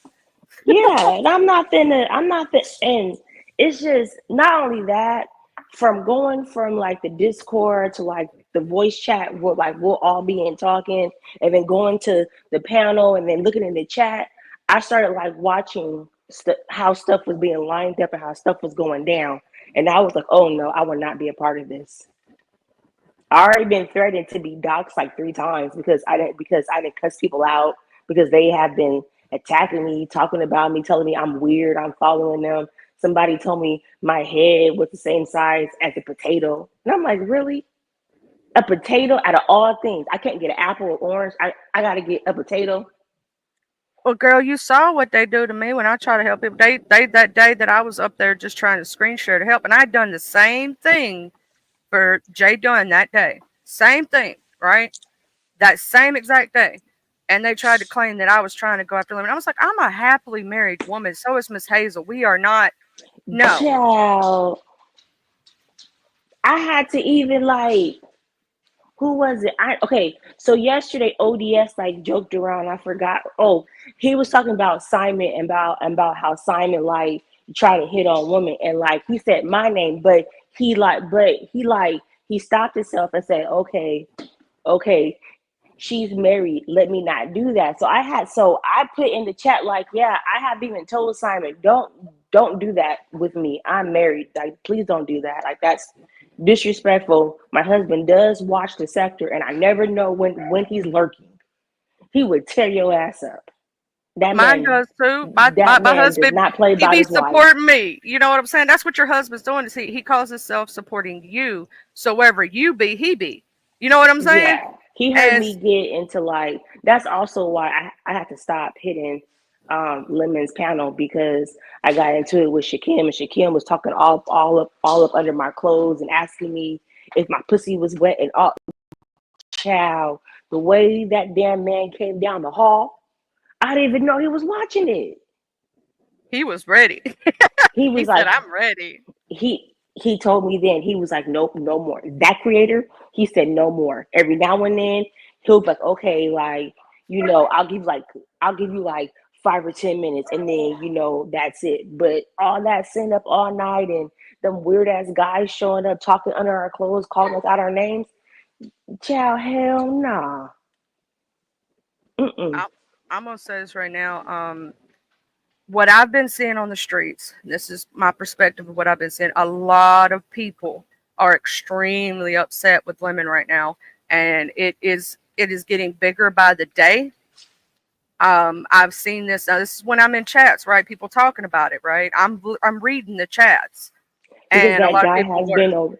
that guy has been, and that's something else I kept like dropping down, like saying, like, I know sometimes people don't like really like pay me any attention, but I'm an Aries. I watch people, like that's just something I do. Even when I be like out and about and I go to like the museums or like go for strolls and have coffee, I just like to people watch. That guy has been here, but like when he literally tells you he's been here for a year, he's been here before. It's just that when he came before, it was him by himself, and the same way he treated Trish, that's the same way he done a few other ladies. He's been here before. He's not, and then I know, my heart, I really do wish like Lolo and them the best, but the way they was going on about big content creator and this and that, it is not that. That guy is not the big content creator. Everybody in his sector, he controls their panels. He calls himself being their manager. He has their access codes. He controls their panels, and he even admitted he will go into their shows and start changing stuff. If he sees the replay and he don't like what he sees, he'll go in and change it. He's coming for it's like the same thing when we had the Booger Boys. They just coming for the views. And they want to race debate us. I'm not debating nobody with race. We don't have the same experience. He just said on YTC channel, he don't even live in the country. He lives in South Korea. I'm not gonna debate you. We don't have the same struggle. I live in the South. Exactly. And the way that I hear it, the way she said that, the way that she came in saying she wants to learn how to be sassy and all this stuff, that's not how you talk. If she was in a predominantly black neighborhood, right? Like I grew up in, she would get popped in the mouth for saying that. She would have got jumped. You Uh-huh. already know immediately she would have got jumped. I'd have been sitting back going, ooh. She knew what she, and I get it. She's in the UK. I have family in the UK. But I even tell my family in the UK, I'm not going to debate and argue with you because you don't live here. You're only going off what you see in the media. You don't live here. You haven't experienced it. And majority of my family in the UK, they're biracial. They really don't have the same, they don't have the same life as me. Yeah, no, they don't understand because they're not from here. You know what I'm saying? They ain't seen like when you go into a store getting followed around and looked at and all this other stuff. I've seen it firsthand. You know what I'm saying? Yeah, I seen it when we first moved to the Carolinas. We went to Charlotte, and I'm from Cali. And just moving from Cali to Charlotte, that was a extreme culture shock. And I had young kids at the time, so I'm like, okay, this is a little different. The corner store is a little bit farther away from what we're used to. I just can't let my boys drive their bikes to go buy, a can of soda and some chips. The store went from being 10 minutes down the street to now 30, 35. No, I can't do that. It is a culture shock for somebody who's from a like really tucked in area. Like my fiance is from New York, right? He moved down here, right? My husband. And Uh-huh. he literally, for him now it's like a drive to go places. Like when I first went there, he said, well, we're gonna take a car ride and go to the store. I'm thinking we're gonna be in the car for a minute, right? We went in the car for 5 minutes. Yeah, and you there.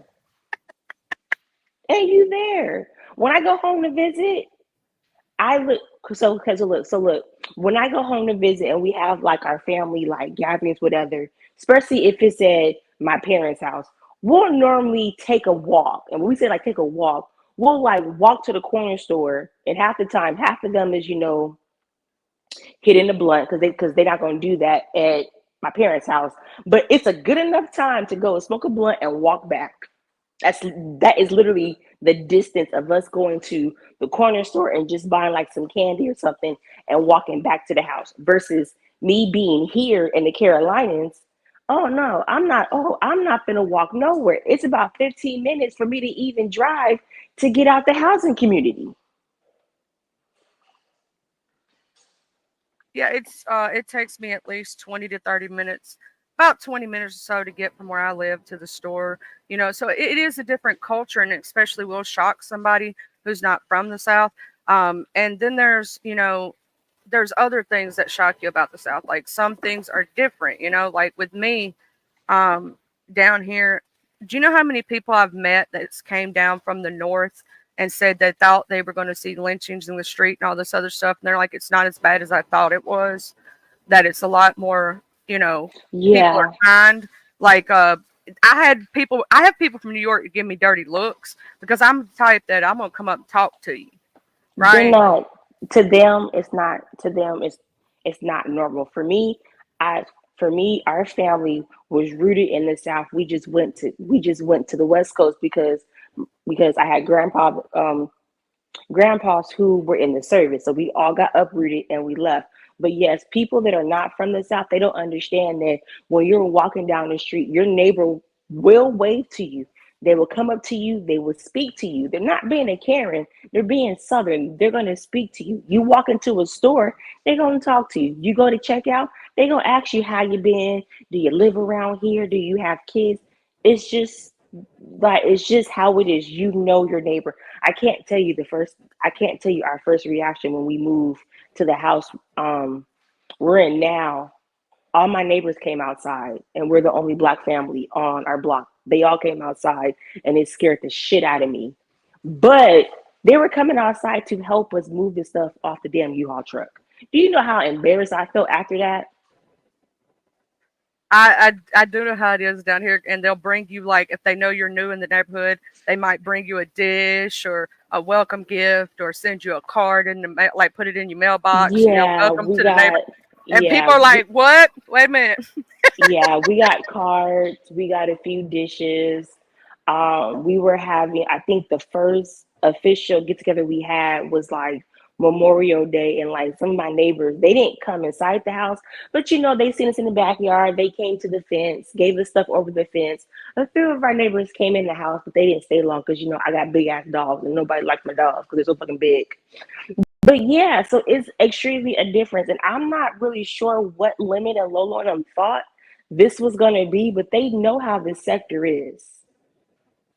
But the way that I heard them talk about it was like this was just giant, big YouTuber, and you know they were. Child, I'm like, They said Mel only got 3 subscribers. I mean, 3,000 followers. three we got thousand. people, we got people over here with more than that. We got people. That's what I said. I'm saying. But then after I thought about it, and this morning I kept hearing like the more I keep calling him the purple head fucker, and that's his name for me. His name is the purple head fucker. The more he kept talking, the more he kept telling. I'm like, oh, you went to Lemon because you want to have these debates. So what he wants to do, he wants people from our sector, like us, like you know, all the ones that are the heavy hitters with all the subbies, all the the big followings. He wants us to go to his sector to debate them. What the fuck is this? The debate club? And also, you ain't fixing to get me in no trouble. I Because was you know how sitting they is. there. They be baiting you into saying something you don't really mean and then try to get you to, then catch you up in something. You know what I'm saying? I ain't stupid. I I'm used to smart. be I used to be in the I used to be in the debate club. And I'm married to a man that will argue you down anything. Not a lot of people in this sector have the comprehension skills to debate, because when you're debating, you don't have time to basically process what you're saying, especially when you don't know the topic offhand. Not a lot of people have they don't have it. We don't debate. We roast, we gag, we have fun. Why you want us to be serious? But also I notice you have a lot of people that are coming in the sector and they feel like they could change us and they could make us be what they want us to be. And it's all because they want the numbers. The beef sector is getting recommended more. That's exactly what it is. It's how they're finding us. The beef sector is actually growing and it is popping up more in timelines, right? Where it used to not, we used to be shadow banned, right? But now our content creators, especially our larger ones, are getting recommended more. And so that's how they're popping in and seeing us. And they're like, oh, you know what I'm saying? Even a year ago, 2 years ago, we've been starting to get recommended more, right? And because of that, Yeah. that's why we're seeing these new people try to come over because they're like, in their chats, they might get 100 people, maybe. But a And lot we of our didn't big CCs are getting 5, 6, 700, 800 people in their chats. and also we didn't had a lot of people come over here that have, like, I remember it was a point in time where 5A was going up against Tommy Sotomayor, or it was a whole thing with VS, and we had TS Madison was over here. Hell, Tasha K was over here. We didn't have some, and I mean, like, we didn't have people that I follow that are not attached to the sector. So when I see them, I'm like, okay, why are you over here? Because this ain't your genre. So why are you over here? What you want? What you doing? What you want? I've But seen Lovely T over here. I've seen, we Tracy have used to mod for her. we have a lot of people that come down that are what they consider large content creators. You know what I'm saying? People with millions of subs, not thousands, millions. You know what I'm saying?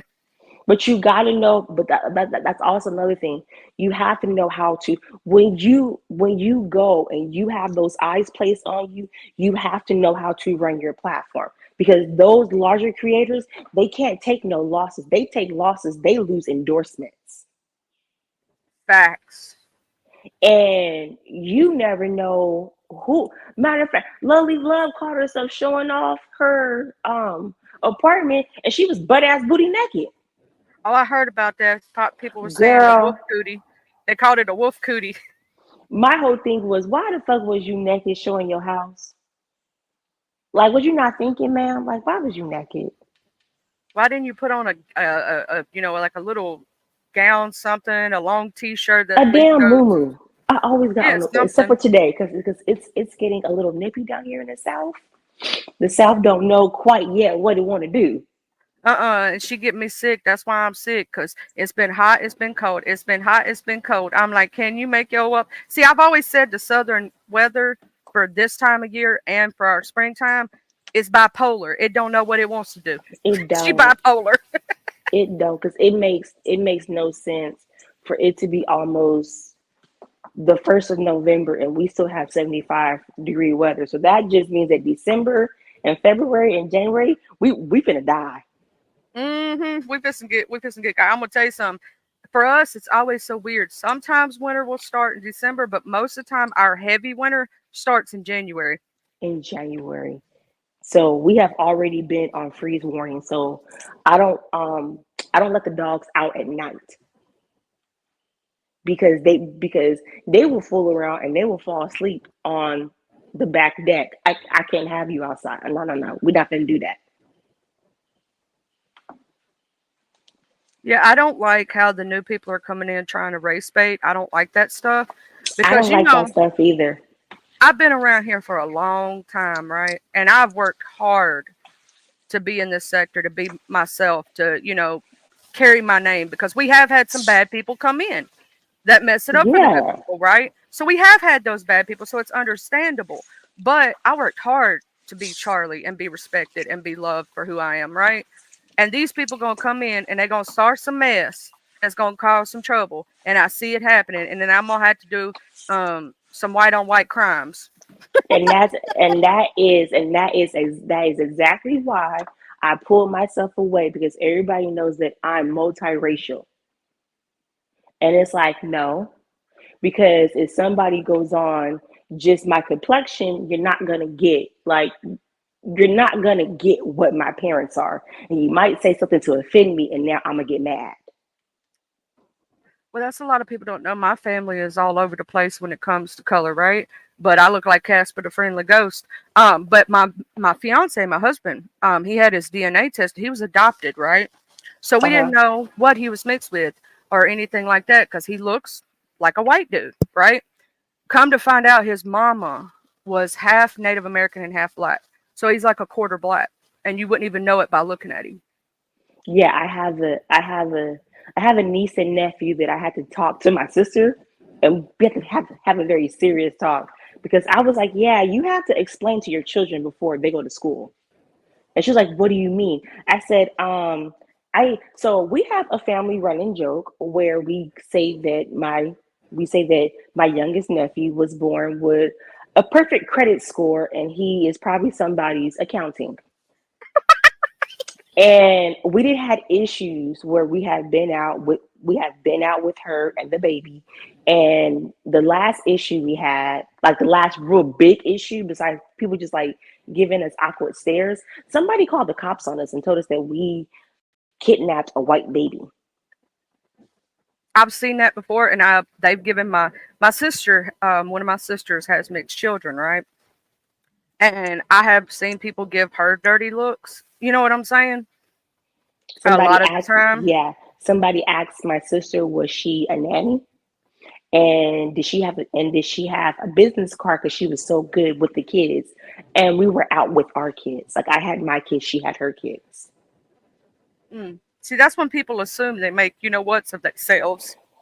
Yeah. So we had to have so I said her, because it's like, it was 12 of us. Now we found out it's 13. I'm probably going to come on and tell y'all this funny story about how we found out there was another daughter that my dad didn't know about. It's funny, but it's not funny. I find it hilarious. My dad does not find it funny, because my dad would tell everybody his pride and joy is his children. So he don't find it funny. I find it fucking hilarious. Well, I mean, I know my dad's went through the same thing, because I'm gonna say this. Before my dad got with my mom, after he lost his first wife to she passed away very young, he didn't care about nothing, so he was a hoe. Um, I mean, he was. It's the truth. So I have my oldest sister by him. He was messing around with a woman who had broke up with her husband, right? So she wasn't with him at the time, even though they were still legally married. She was not with him, but she wanted to work it out with her husband and say that the child was his instead of my father. My father tried to Oh, fight it, but obviously the mom holds all the power, right? yeah. So my sister didn't find out she was my dad's till she was like 16, 15, 16 years old. She thought the other dude was her dad for all those years. My brother, now my sister was by his first wife, the one that passed away. But there's a story behind that one too. But my brother, he was by my dad got with a woman who was a lesbian, turned her straight for a little while, and then she went back lesbian, and they had a kid together. My brother, she told my dad that if he came to see my brother at all, they would call the cops on him and he would go to jail. So my brother didn't come in my life till he was 16. I could possibly have another one when my dad was 15 after his dad passed. He moved to another state for a little while and was working. Could have one there. I could have another one, possibly. There's a couple of more that I could possibly have. They haven't come forward yet, but with my dad, I understand what you're saying. When you find that one that goes, oh, this happened, but we didn't know. Because, like, sometimes they don't tell the child and they don't tell the other parent. So, especially the fathers, sometimes don't know until the kid comes looking for them. Okay, listen, look, because now I'm gonna tell you because now I'm trying to laugh about it. Okay, so my father was in the Navy, right? And everybody knows my father was in the Navy. My dad is from Tennessee. He's from, I think he's from. He was born in a small town, but they moved to Memphis. So my dad has a very small town mentality. My dad was in the Navy and got sent to the West Coast. And as you know, the West Coast in the late 70s, early 80s, it was a fucking party. My dad messing around with this girl. He was messing around with three women, messing around with my sister's mom that we just found out about, my brother, because I have a brother where I was born in April, and my brother was born May 10th in the same year. And then my mama, right? So my dad was messing around with this girl. The girl disappeared. He didn't know what happened to her. My mom and my brother's mom found out about each other. They fucking like pregnant, fighting at the naval base, all type of crazy shit, right? Come to find out years later, my sister grew up around us and near us, and we never knew that she was our sister. So she ended up taking an ancestry test. And then when she went to go to submit her information, it basically linked her to my brother. I think that's how I'm going to find out about some of my long lost siblings. I swear to God, I'm going to do one of them 21 of me, and I'm going to find out that I got like 6 of them I didn't know about. Yeah, and then the crazy part about it is that so that's how we found out about her. And it's crazy because on Facebook, when you start like adding people on Facebook, it starts popping up mutual friends. She knows all my younger siblings. She's like a year older than me. She knows all my younger siblings. Like, she knew a bunch of people that we knew, to the point I have been getting calls nonstop about people like, oh, such and such. I'm like, yeah, that's my sister. They're like, no way, since when? Girl, don't get me started because we don't even know. And then one of my brothers had a one night stand with a girl, right? And then she ghosted him. Tell me why she done the ancestry test for her and her and her son, and her son's DNA linked to one of our great aunts. So then she goes on Facebook, types in our great aunt's name to find her, and guess who popped up as mutual friends? She was like, oh, Lord. My fucking brother. See, that's why I had to do this thing, Miss Hazel. I had to go around telling people when I was dating people from here, right? Even when I got with my husband, I go, who's your daddy? Are you sure that's your daddy? Where you from? Look, I have a rule. I don't mess with nobody native because my family has 3 different tribes. I don't mess with nobody native. I wouldn't date nobody Polynesian because I don't care what they say. All Polynesians are related somehow, some way. They're related, and because of our culture, if we welcome you into our house and we sit down and we eat a meal, you are now family. I stayed away from all Polynesians growing up. And if you're Creole, I need to know your big mama's last name and what region in the bayou she come from, because I'm not playing no games. Yeah, we don't put incest to the test, and we don't want to know if it's the best. I'm the same way. If I know you my third cousin removed by marriage, we ain't even looking at each other the right way. That's why I'm very, because I got a huge family, right, and a lot.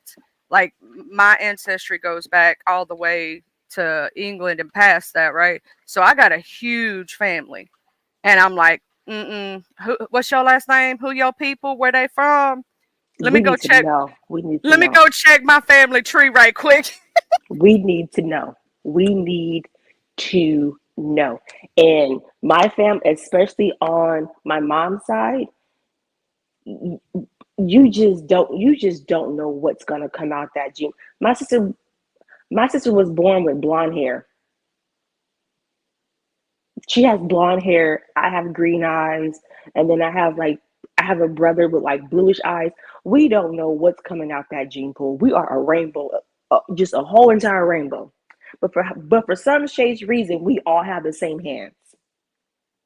We all have one thing in common, all me and my brothers and sisters, and my nephew who's mixed. He has bright blue eyes like my daddy. He looks exactly like my daddy. I mean, like my daddy's the one that had him and not my sister, right? But we all have this thing. It's a butt chin. We all have that cleft in the bottom of our chin. We call My it the dad's Whitney side butt has chin. that. My dad's Every side one of has us that. has it. My dad's side has that, and two of my children have it. It's very genetic. I'm telling you. I call it the butt It chin. really is. It's worse than dimples, because a few of us got dimples, but they're not like too deep. But that damn butt, and half the damn other damn butt chin. But yeah, I don't know what Lolo and them gonna do. I wish them the best, but it's about to bring out the ugly.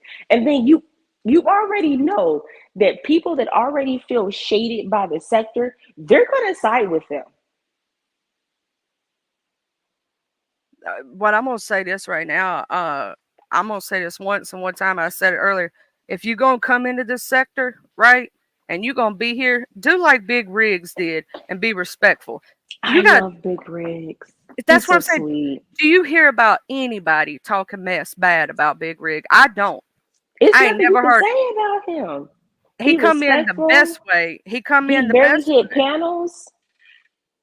Hey, D Miss O. Yeah, we talking about the crazy folk over yonder that came into the sector. The crazy folk.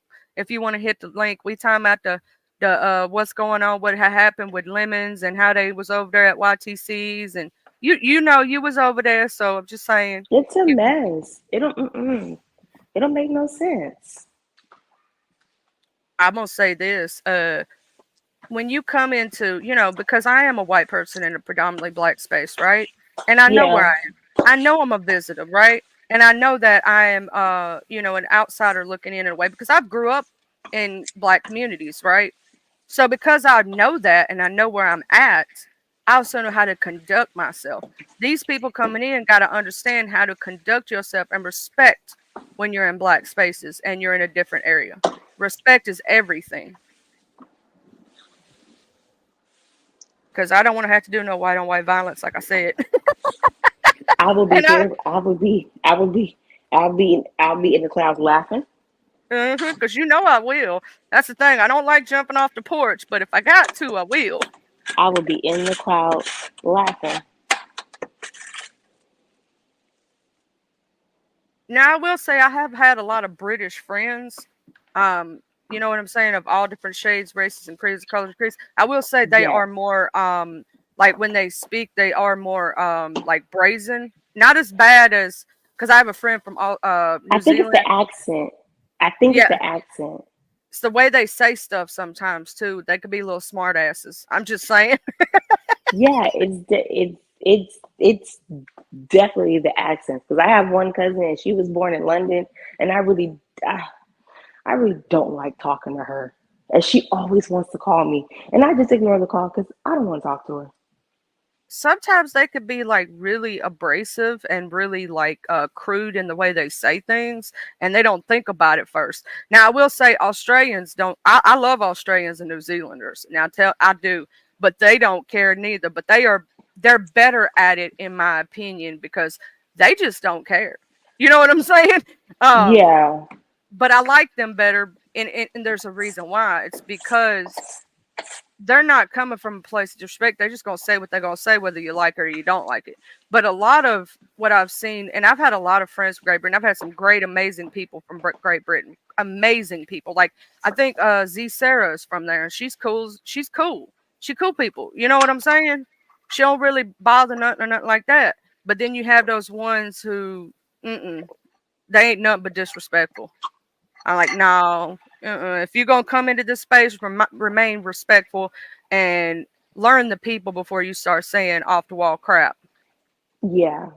Like I have entered, I'm not exactly sure what the sector is. I just know that, well, one of the channels I followed, I thought it was something totally different. You know how it is. You have those channels on YouTube where they like show and like post like cop videos or like security videos or like crackheads just like wild and acting crazy like when they're like trespassing. That's what I thought it was. I thought it was just like a big mixture, but kind of find out it was actually somebody else's page, and he was the one that was posting what he goes through at work. So somehow, some way, I got immersed in their sector and got immersed in their Discord, and it's a totally breath air. Like these fools talk about everything. People got their government names. Nobody's afraid. And I'm like, oh girl, don't post that. They'll dox you. And they're like, oh, what's that? I'm like, Oh, Chad, you don't know about y'all too that? green for wait. I was sitting there like, y'all might be too green for me. Y'all might be too green. I'm like, y'all must have not never. Because I'm gonna say this, even in like, there's a shoot off from the commentary community, right? You have the main commentary community, then you have a shoot off from that. And a lot of those be doxing the crap out of each other, out of their toes, calling CPS on each other. Like I was in that community too, right? Because I've been around a lot of different communities, the gaming community. I've been on YouNow. I've done a lot of things, right? Live Me, all different kind of stuff, right? With different streaming platforms and stuff, right? And Yeah. I'll say this, I have seen the same thing that happens over here in other places that are some of them are predominantly white, some of them are predominantly black, some of them are a little bit mixed. You know what I'm saying? Got a little difference on each one, What right? was the what was the girl? She had the eating disorder and they thought she was faking it, and she was like purposely making herself sick. Oh, you talking about Eugenia Cooney now? That she really got it. Yeah, no, it was a girl that used to. It was a Oh, girl that was trolling her, and it was ridiculous the way they kept going to her house. oh, they had now they had that one girl that was in the mukbang community. Amber Lynn Reed, they was always on her tail. I'll tell you that one. That girl can't win for losing, but she did some things too, because there's always something to go behind it. And then if you go You to be the, on TikTok? I'll be over there on TikTok occasionally. Yeah, I Have you got seen this? 1,000 fans, but Have I you need to seen go the up there stuff more. about the girl Brene? I just came across it. My little cousin shared it with me, and I got intrigued. I said, "What? She did what? Have you seen it?"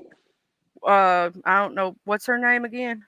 I'm gonna send it to you on Discord. Her name is Brene. Okay, so basically, Brene befriended this other girl, right? Yeah. And long story short, Brene started having an affair with the other girl's husband. So Brene left her husband for this other girl's husband, and the other girl's husband and her husband were supposed to be cousins. Baby, TikTok been tearing her ass up, Woo! and they're in the state of North Carolina, and in the Carolinas, the spouse is able to sue the other person. Woo, cha. That's some good drama right there. See, I'm telling you, there's drama in every sector. Whether people want to believe or not, I've been in the white trash sector, the trailer park sector.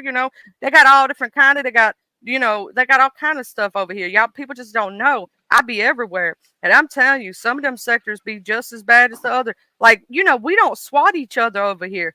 Over there in the gaming community, they be swatting each other. Yes, that's why I don't. That's why I don't. I rather just go talk to the nerds on Discord about comic books, because sometimes they be doing too much, and I'm like, look, your thing just pinged near my house because we all play on PS5, and I had to tell one of the other guys like, hey, you might want to turn off your location because people have your address and you talk a lot of shit. That's why I don't keep my location on nothing turned on. Um, and if I do, ain't nobody gonna know about it that it's me, and I'm gonna hide my identity. It's gonna be something like I'm having to use it for Google Maps or something like that, and I'm trying to find my way somewhere. You know what I mean? Yeah. But like, I have an Xbox. I play Xbox and PC. Right now, my son has a PlayStation, and my fiance has Xbox. I'm a gamer. Um, I be playing all different kind of things. I'm like you. I'm a little bit nerdy too. I love it. It brings you peace. You have peace when I can just zone out and just play. Matter of fact, I'm gonna go buy me a Switch today. I'm gonna go buy a Switch. Gotta play some Mario. Now, one of my friends on here, that I've been knowing for a lot of years, Acid, he plays the Switch a lot on his channel. He does like the Mario Maker game where Uh-huh. does the levels and stuff. He does stuff like that. And I got friends all over the world, because I'm one of those people, I can make friends easy. I just go in there, hey, how you doing? But I met him years ago. I met through him is how I met my fiance, my husband. We all was a part of a streaming club pretty much, and met each other, and we was over there on YouNow, and it was just random. That's why I say fate brought us together, because it was so random. I was following another person over there, another YouTuber. He was following a different YouTuber, and bam. But I will. Baby, These go new ahead. people, they gonna get got. They don't know where they at. And also, for some reason, they keep getting us confused with the black sector and the Mo sector. I'm like, y'all better not take your ass over there to that Mo sector Oh, or they that think we black sector. bad. They gonna tear your ass up. But then also Resto said that he didn't done the purge. And I'm like, bro, if you done the purge, then you already know. Stop playing with these folks. If he's done did the purge, then he knows how it is. And I'm gonna tell you something. Mo3 will pull up on your butt. And the black sector will dox you down to your toenails and your cousins and your aunties and your uncles. They will get you fired from your job. They do Yeah, not play. I didn't see some of that. I'm like, damn, y'all get them fired. Y'all calling y'all? Damn. Black sector scare me sometimes. What you talking about? They too dark for me. I can only do certain people. They too dark, and I don't. For me, I don't believe in people pulling up, especially if you live in a southern state, because most of us can carry. Mm-hmm. And I do, and I know, like myself, living down in the Carolinas, a bunch of us got a bunch of shotguns and rifles. So I wouldn't say. So it's just like, come on, man, be safe, be safe. Don't do that. Don't do that down here. I'm gonna tell you something. In the state of Mississippi, all you have to do is have a valid ID, be over 21 years of age, and not have a record. That's it. You Yeah, ain't gotta have no special permit, no nothing. they make you go take. They make you go take a What is it? They make you take a tactic class. And I'm like, so when we went, but maybe it was different for us because I went on base and done mine. And they had us out there like we was going to war. I said, bro, I don't want to do all this. I don't want to do all this. A couple years ago, they made it to where here now it used to be many years ago you did have to have a permit here, but they made it recently where all you have to be is over the age of 21, not having a felony record, and as long as you got a valid ID, you can conceal carry and open carry. Yeah, you can open carry, but if you can sell, you better have the right paperwork, or else if you get stopped, they can take it from you, depending what it is in the car. Oh yeah, well that's why I tell people also if you're gonna pass over state lines, like with your, pow pow, you do need to make sure you have that paperwork because even though you're from here and that's ours, that's not theirs. You have to be precautious of where you're going too, because some states, And invest in a lockbox. Invest uh-huh. in the black. I hate seeing people that don't have the black lockbox in their car, and I hate people not walking around with holsters. Like, get a holster. It is so much better when you get a holster. Because if you don't have a holster and you discharge it, depending what state you in, they can say it was premeditated and you wanted to, not that you had to. Yep. You got to make sure you look up your rules and regulations, no matter, and if you're traveling specifically, look up your rules and regulations. Because in the state of New York, right, you're not allowed to Mhm. have a handgun at all unless you have paperwork. And even then, when you're traveling with it, you have to have it in a lockbox with the ammunition separate in another box by Yeah. itself. You cannot have it loaded or anything. So always make sure that you look up where you're headed to and what their regulations are so you can be within the limits of the law. And it gets tricky too if you're flying. Because Hmm. because if you're flying, you have to check it in, but it's only certain ones you can carry when you're checking them in. Yeah, you ever watch that dude who's like an instructor and he keeps his stuff like in his little, like right there on his neck? Yeah, And yeah, he's always instructing people on what to do if you get stopped and all this other stuff. yeah.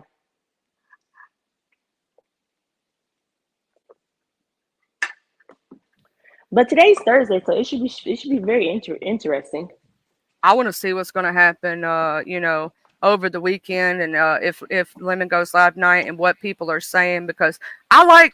Here's my thing: I love watching the chats sometimes more than the panels, because the chat be telling The you T be everything. in the chat.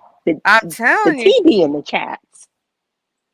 the chats be eating people up. So shoot, they eat me up sometimes. I be laughing over there at Mrs. Intel. They were eating me up one day. Oh, oh, I be I, trolling over there. It be fun. I be trolling who I troll. I be trolling Shanice, Trillery. Oh, Oh I yeah, love I be Miss trolling. Shawnee's. I love her. I love her messy tail. I love her to death. She don't I know be how much trolling she the make me hell out of laugh, them. especially when she be like, "I'm pregnant again." I be Shawnee's, you know trolling you ain't. I be trolling the hell out of her ass.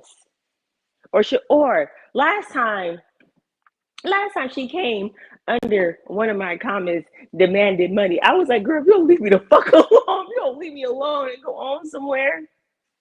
I love Miss Shawnee. She makes me laugh so hard when I be watching her in the chats and she be doing her trolling. I be laughing so hard between her and then I like sometimes the way Molly be trolling them and making people cuss him out. I'm like, Molly, you crazy. Oh, Molly gave me hell. Oh, Molly was on my ass tough for like a whole fucking week to the point I cussed Molly out. I was like, leave me the fuck alone. Why are you bothering me like this? Molly ain't never trolled me per se, but it's because I ain't did nothing to make him troll me or said anything that made him troll me. Maybe because I just be saying hey to everybody most of the time and sending love in chats. But every once in a while I get messy and I don't think he's seen it. So that's why he Oh ain't got yeah, me. I only do it that's every once in a while. that's probably why he just ain't caught you. That's probably why he ain't caught you yet. Yeah, he ain't caught me yet. Hey Tay Bay, good morning. He ain't caught me being messy yet. But I'm gonna go ahead and hop down because they are here to fix my fireplace. So I'll be in the chat. Yay! You have a good one, Miss Hazel. Thank you for coming You too. up. No problem. Bye, babe. Bye. No, but for real, them new people coming in, I just, I want to say to you, be careful.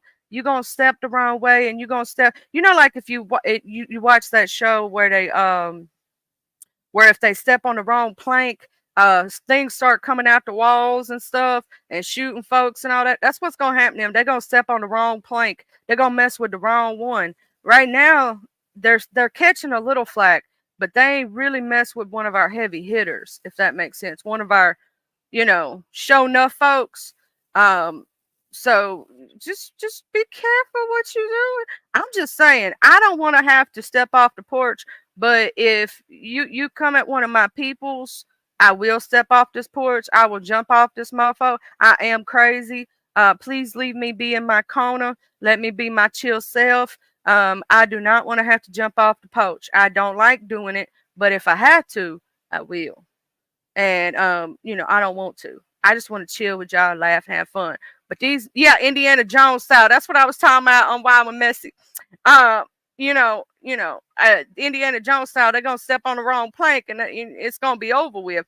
But we got a lot of people over here that we don't like jumping off the porch all the time. We like having fun. We like putting our feet up. We like laughing. But don't make us jump off that porch. Please don't make us do it. New people, when you come in, respect where you at and watch your mouth. Like, we may call each other names. We might cuss each other out, but we also know each other. Like, been knowing each other for years. We can get each other together. But you an outsider coming in. Trust me, we will. Okay, it's like this. Okay, it's like you see the two girls or two or three girls, 4 or 5 boys, and they all up in a circle and they talking and stuff, and they over there roasting the crap out of each other, right?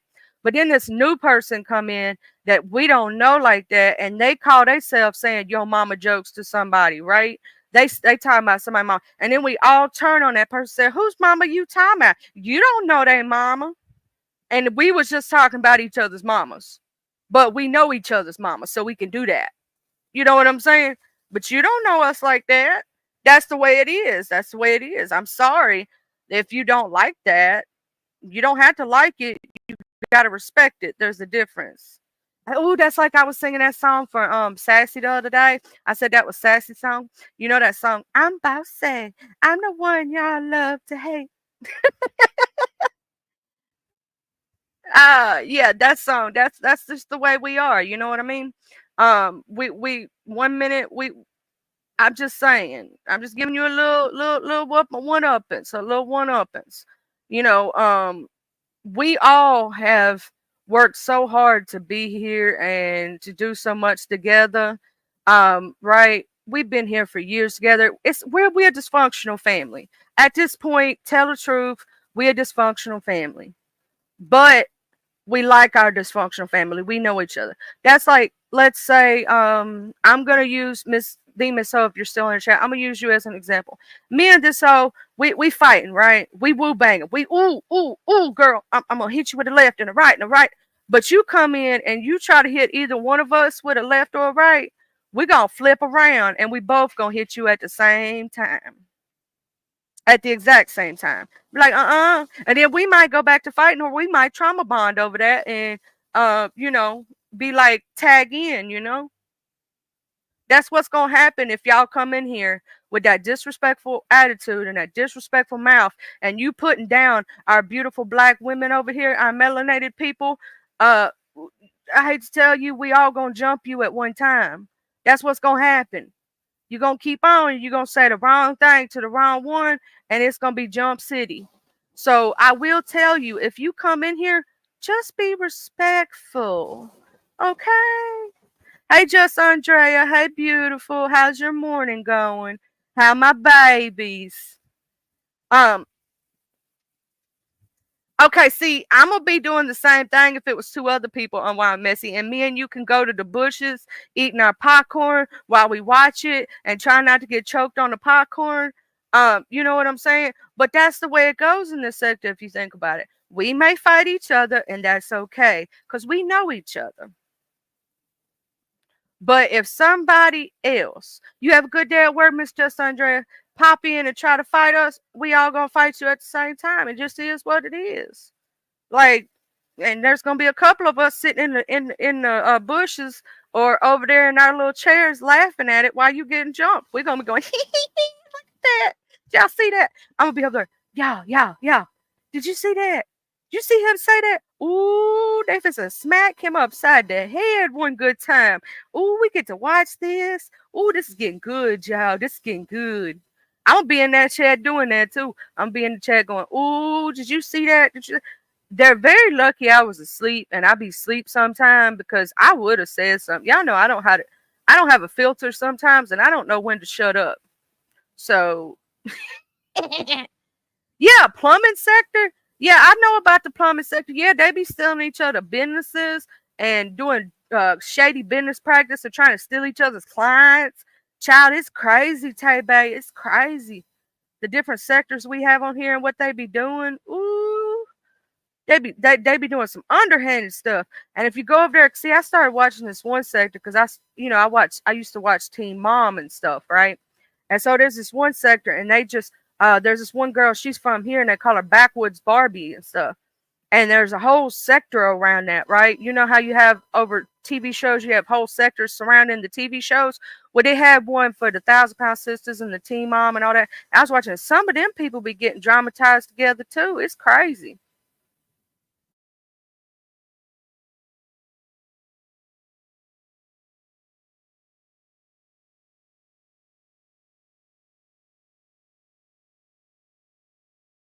Child, there's so many sectors on this YouTube, it ain't even funny. Like all the different kinds that they be having. And they be doing some crazy stuff. Like you'll come across some things, you'll be like, oh, really? Like I saw this one sector, no lie.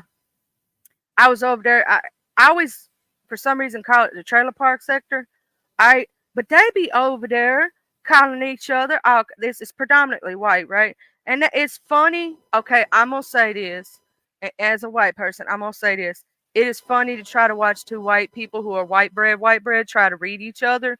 It is hilarious. You will get your life and laugh so hard that you about TT yourself because the way it's like, well, Sharon's nothing but a hoe. She goes with everybody. Well, Brittany, you can't talk. You was over there with your cousin. Like, I mean, child, it's hilarious. It's hilarious. Like, you just got to see it. You got to see it to believe it. It is the most funniest thing that you ever seen in your life. It is some of the funny stuff watching white people go head to head with each other. I'm telling you, it is hilarious. You will get your life. You will laugh so hard because it's funny. It's funny. I'm sorry. It really is. It's like My Name is Earl. I swear to God, I'm messy. And it's so funny to watch them try to read each other for filth because it's like, I can't really explain it, but it's funny. It's some of the language that they use. And I promise you, you're going to get your life. You're going to laugh. It's going to make you choke on your popcorn. And spit your drink out because it's I don't even think they know how like funny it is because they be talking about each other's husbands, they be talking about each other's children. That's why your child got a big old head. And that's why your child failed the first grade. Like yeah. Well, and then they'll say some off the wall stuff like, well, that's why you only have a 2-bedroom trailer and I got a 3-bedroom trailer and you got holes in the walls and roaches.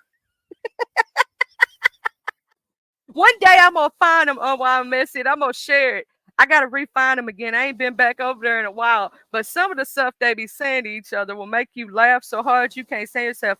And they be talking about why. Well, see, that's why you don't even have a name brand 4-wheeler.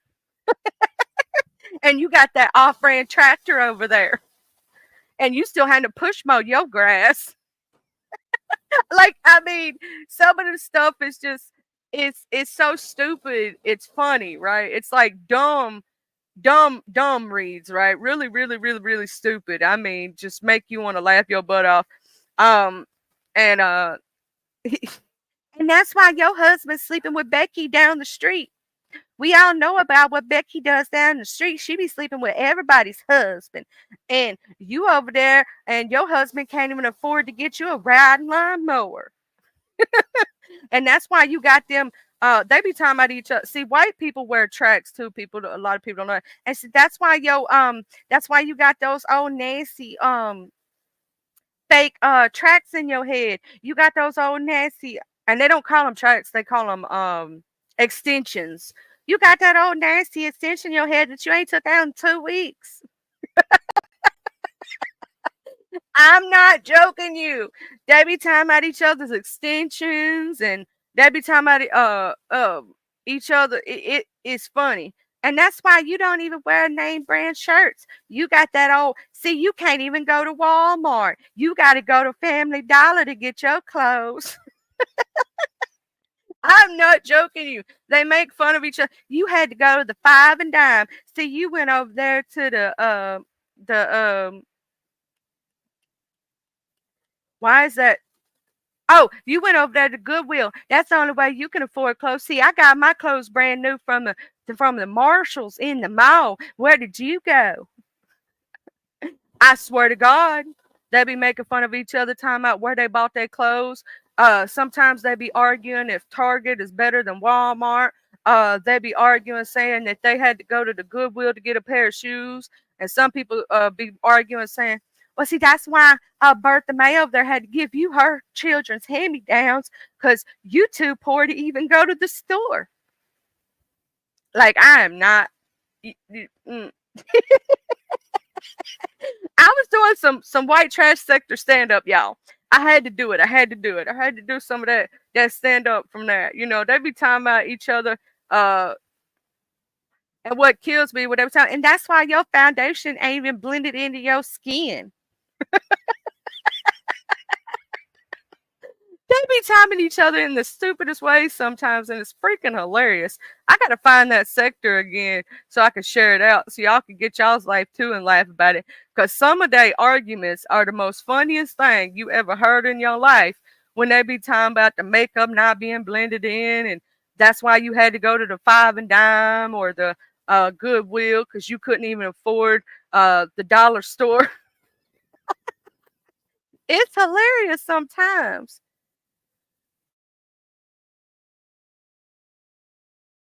But I'm gonna go over here and check right quick. I want to know if they still ain't got the verdict in, y'all, for that case we was just looking at.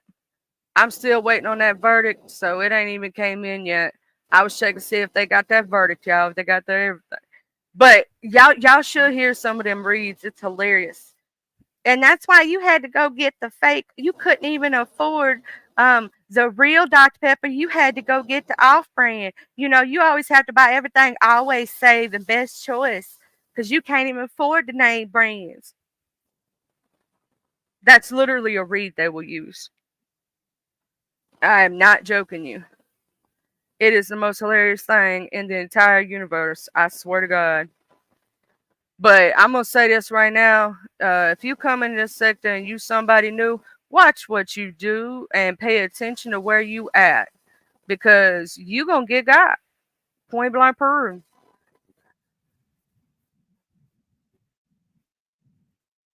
And we don't like people who are disrespectful. But anyways, y'all, as Duchess, who says that? Is that Duchess that says that? Any old hoes way? I love when Duchess K Love be saying that. It just makes me like Duchess has got some of the most funniest things to go in between stuff. I love his messiness. And you know, mother. But they gonna end up saying something to the wrong person and we gonna watch them get jumped and it's gonna be hilarious. And if y'all gonna come in here, at least come in respectful. Don't pay I can't wait to see what happens tonight. I'm gonna tell you it's gonna go down either tonight or tomorrow or maybe over the weekend that something's fixing to blow up with that. I just feel like something's gonna blow up with that. I don't know what it's gonna be, but it's gonna be something. And we're gonna get to watch it and it's gonna be good. And I'm gonna be over there with my popcorn. I'm gonna share out to y'all. I'm gonna be over there with my popcorn going, ooh, child. Ooh, child. I'm gonna be pulling a Miss Paulette Waters. Ooh, child. You know, you got to do it, Miss Paulette. You got to do it, Miss Paulette. I love me some. See, Tracy, I'm going to blame you, Miss Tracy. You the reason I started saying child time. No, actually, I think that was my great aunt that made me do that. I apologize. See, it's just the way I talk sometimes. I'm from the South. And Miss Tracy know what I'm talking about. Us Southern people, we bad about saying that. It is what it is. We can't help it. I have been doing better, though, y'all. I have been doing better. On the way that you know, certain words where Jay Dunn says she's gonna pop me over top of the head, I have been doing better about saying child too much because it was becoming a problem. It was becoming something I was saying entirely too much. But I do it in my real life, and my husband's so used to it, like he's used to how I speak, that he don't pay attention to it no more. He really don't. But I do want to say that I want y'all to have a blessed and beautiful day. That we're gonna go ahead and pop out of here. I will say that one day this week, I'll be sharing it when it happens this next week. Myself, Queen Tulsa, and Lolo are gonna be doing a show on the Shaquilla Robinson case. On the Shaquilla Robinson case, there's an update about the Shaquilla Robinson case, and we're gonna be doing it over there on Queen Tulsa's channel or whatnot. And I just wanted to let y'all know. I'm telling you, I tell you, I blame it on Miss Paulette too. It's the reason why I say it so much. It's all her fault. I love you, Miss Paulette. Don't pop me upside the head. But we are going to be doing that soon over there on Queen Tulsa. We're because I was over there at Lolo's the other night and she was talking about. I was like, yeah, I've been following that case. Y'all know I love true crime. And she's going to do an update on the Shaquilla Robinson case. And so I said, shoot, I'll come over there and pop up there with you and we'll hash it up on the Shaquilla Robinson case or whatnot. Just let me know what time works for you, So we're going to hash it up on the Shaquilla Robinson case. Because I think that case does need to be talked about. I also think that case needs to be, given more credence because, that young lady lost her life and those friends were supposed to be there for her. And, they wasn't real friends because, she got unalived and whatnot. And they didn't want to tell the truth on what happened. And justice was never served for her. So, we are going to be doing that. I'm going to go over here right quick. I'm still on verdict watch. If I get the verdict today for the burn pile, murder trial, I will pop back up, give the verdict, and pop back down. Or I might do a short or a video, just so y'all know what had happened was. There's a petition going around too on Wild and Messy. Chad, I'm gonna have to look that up. I'm gonna have to do my research on what I have missed because I haven't thought about that case in a little while. I'm gonna have to go check that out and see what's going on with the Shaquilla Robinson case because it's been a minute. You know what I mean? But I got to go back over there and see because I ain't seen. So when I do my research, I'm gonna check it out. Because I ain't thought about. Oh, it is for Shaquilla. They have a petition. I'm gonna go sign it. I'm gonna go do relook and see what the updates are on that situation before we do that show. But thank you everybody for coming out. Thank you for showing up. If I am gonna be doing a members only. Hold on, y'all, just a minute.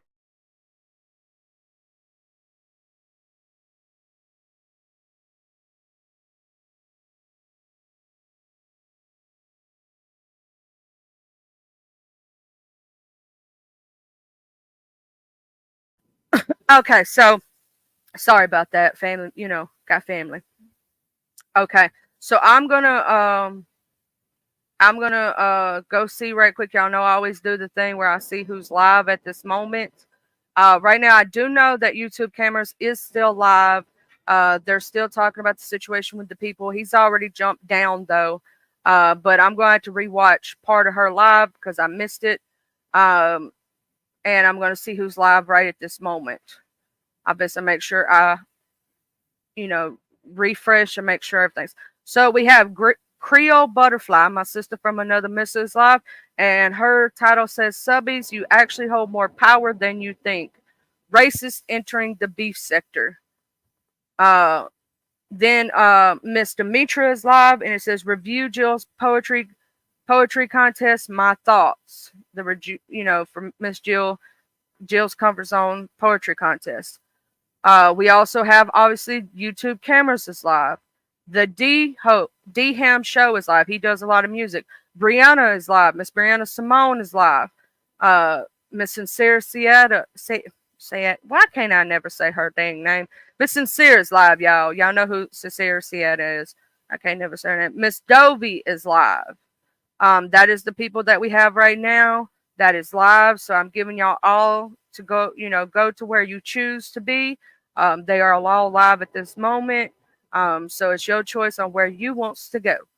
I think myself, I'm gonna pop over there for Creole, see what she doing. I'm gonna check on Brianna, see what she doing, and I'm probably gonna have 3 different things popped up at once. I am going to share Creole because here's the thing: she's trying to get her watch hours right now, and I like supporting folks, so I'm gonna share out her live link right now. But I'm gonna have 3 different tabs going at one time. Trying to support everybody like I always do. Let me see right quick. Let me check the Verdict Watch. Okay, we still watching Verdict Watch. It ain't come on yet. All right. So if it comes back, whenever it comes back today, tomorrow, the next day, I will do an update on that and let y'all know. Okay. I need to open up. Well, I just saw that Brianna was live, and now Brianna ain't live, y'all. Shoot, what had happened was I was gonna go over there too. Child, she done went off the air. She done came on, popped up, popped off, and ran away. Oh no, it's showing she's still alive. I was about to say, I'm gonna go over there too and see what's going on over there. I know that the sector's upset with these new people, and we're gonna see what happens. Hope you all have an amazing, awesome day. What I was gonna say a while ago, I am trying to get up the money for to pay the DJ for Mr. Buddy Lee for the sub party. If you want to donate to the DJ fund, my Cash App is, you don't have to. I'm just putting it out there if you want to. If you want to bless, Cash App is CharlieAnn87. If you want to, bless the pot for the DJ fund, because you got to pay your DJ. You can't do it for free. This is for my cloud watchers and anybody else. I thank you for all support, whether it be a like, a share, a view, whatever it may be, a replay, everything. I thank y'all for every single thing. I'm just putting it out there for the donations for the DJ fund. If you want to, help us out. I hope y'all have a blessed and beautiful day, my beautiful angels. You can join the membership and become a cherub. You can become my guardian angel, or you can become what's that other one I got, y'all? Shoot, I forgot the name of my own things. You can become a cherub, my guardian angel, or my saint. Now, my saints, that they up there in sainthood. So, but it's up to you. You don't, becoming a member, like, share, subscribe. Thank you all, you beautiful angels out there, and peace, love, and blessings. Hope you have the best day ever. And like my mama says before we go to bed every night, hugs and kisses.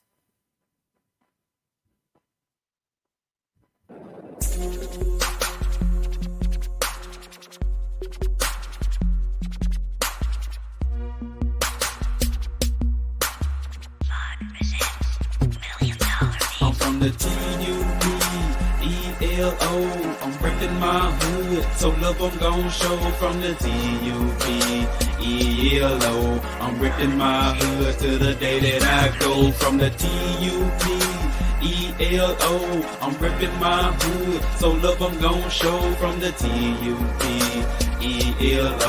I'm ripping my hood to the day that I go. I'm from the west side, we don't need no introduction. This was the best ride. We all big boy rolling and holding. Come take a test drive. Hilldale, Evergreen, Glenkirk, Outer Street, bending every corner on the west, and that's where I'll be. Sunroof back, Captain banging down 1800, chunking up the deuce to my post slanging down on 1800. Show no love to the ladies that's training round on 1800, making time stand still. Crystalline swinging down on 1800.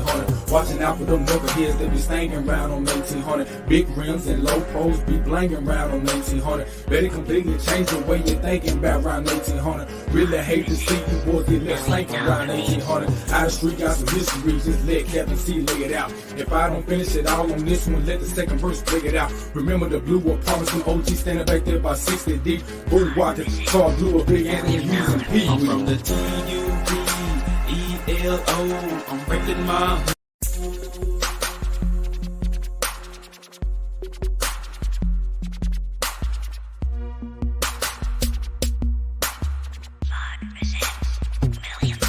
I'm from the TUPELO. I'm reppin' my hood, so love I'm gon' show. From the TUPELO. ELO. I'm ripping my hood to the day that I go. From the TUP-ELO. I'm ripping my hood, so love I'm gon' show. From the TUP-ELO. I'm ripping my hood to the day that I go. I'm from the west side, we don't need no introduction, this was the best ride. We all big boy rolling and holding, come take a test drive. Hilldale, Evergreen, Glenkirk, Outer Street, bending every corner on the west, and that's where I'll be. Sunroof back, Captain C banging down 1800, chunking up the deuce to my folks slanging down on 1800. Show no love to the ladies that's training round on 1800, making time stand still, crystalline swinging down on 1800. Watching out for them knuckleheads that be staying round on 1800. Big rims and low pros be blanging round on 1800. Better completely change the way you're thinking about round 1800. Really hate to see you boys get left slanking around 1800. Out of street got some history, just let Captain C lay it out. If I don't finish it all on this one, let the second verse break it out. Remember the blue apartments when OG standing back there by 60.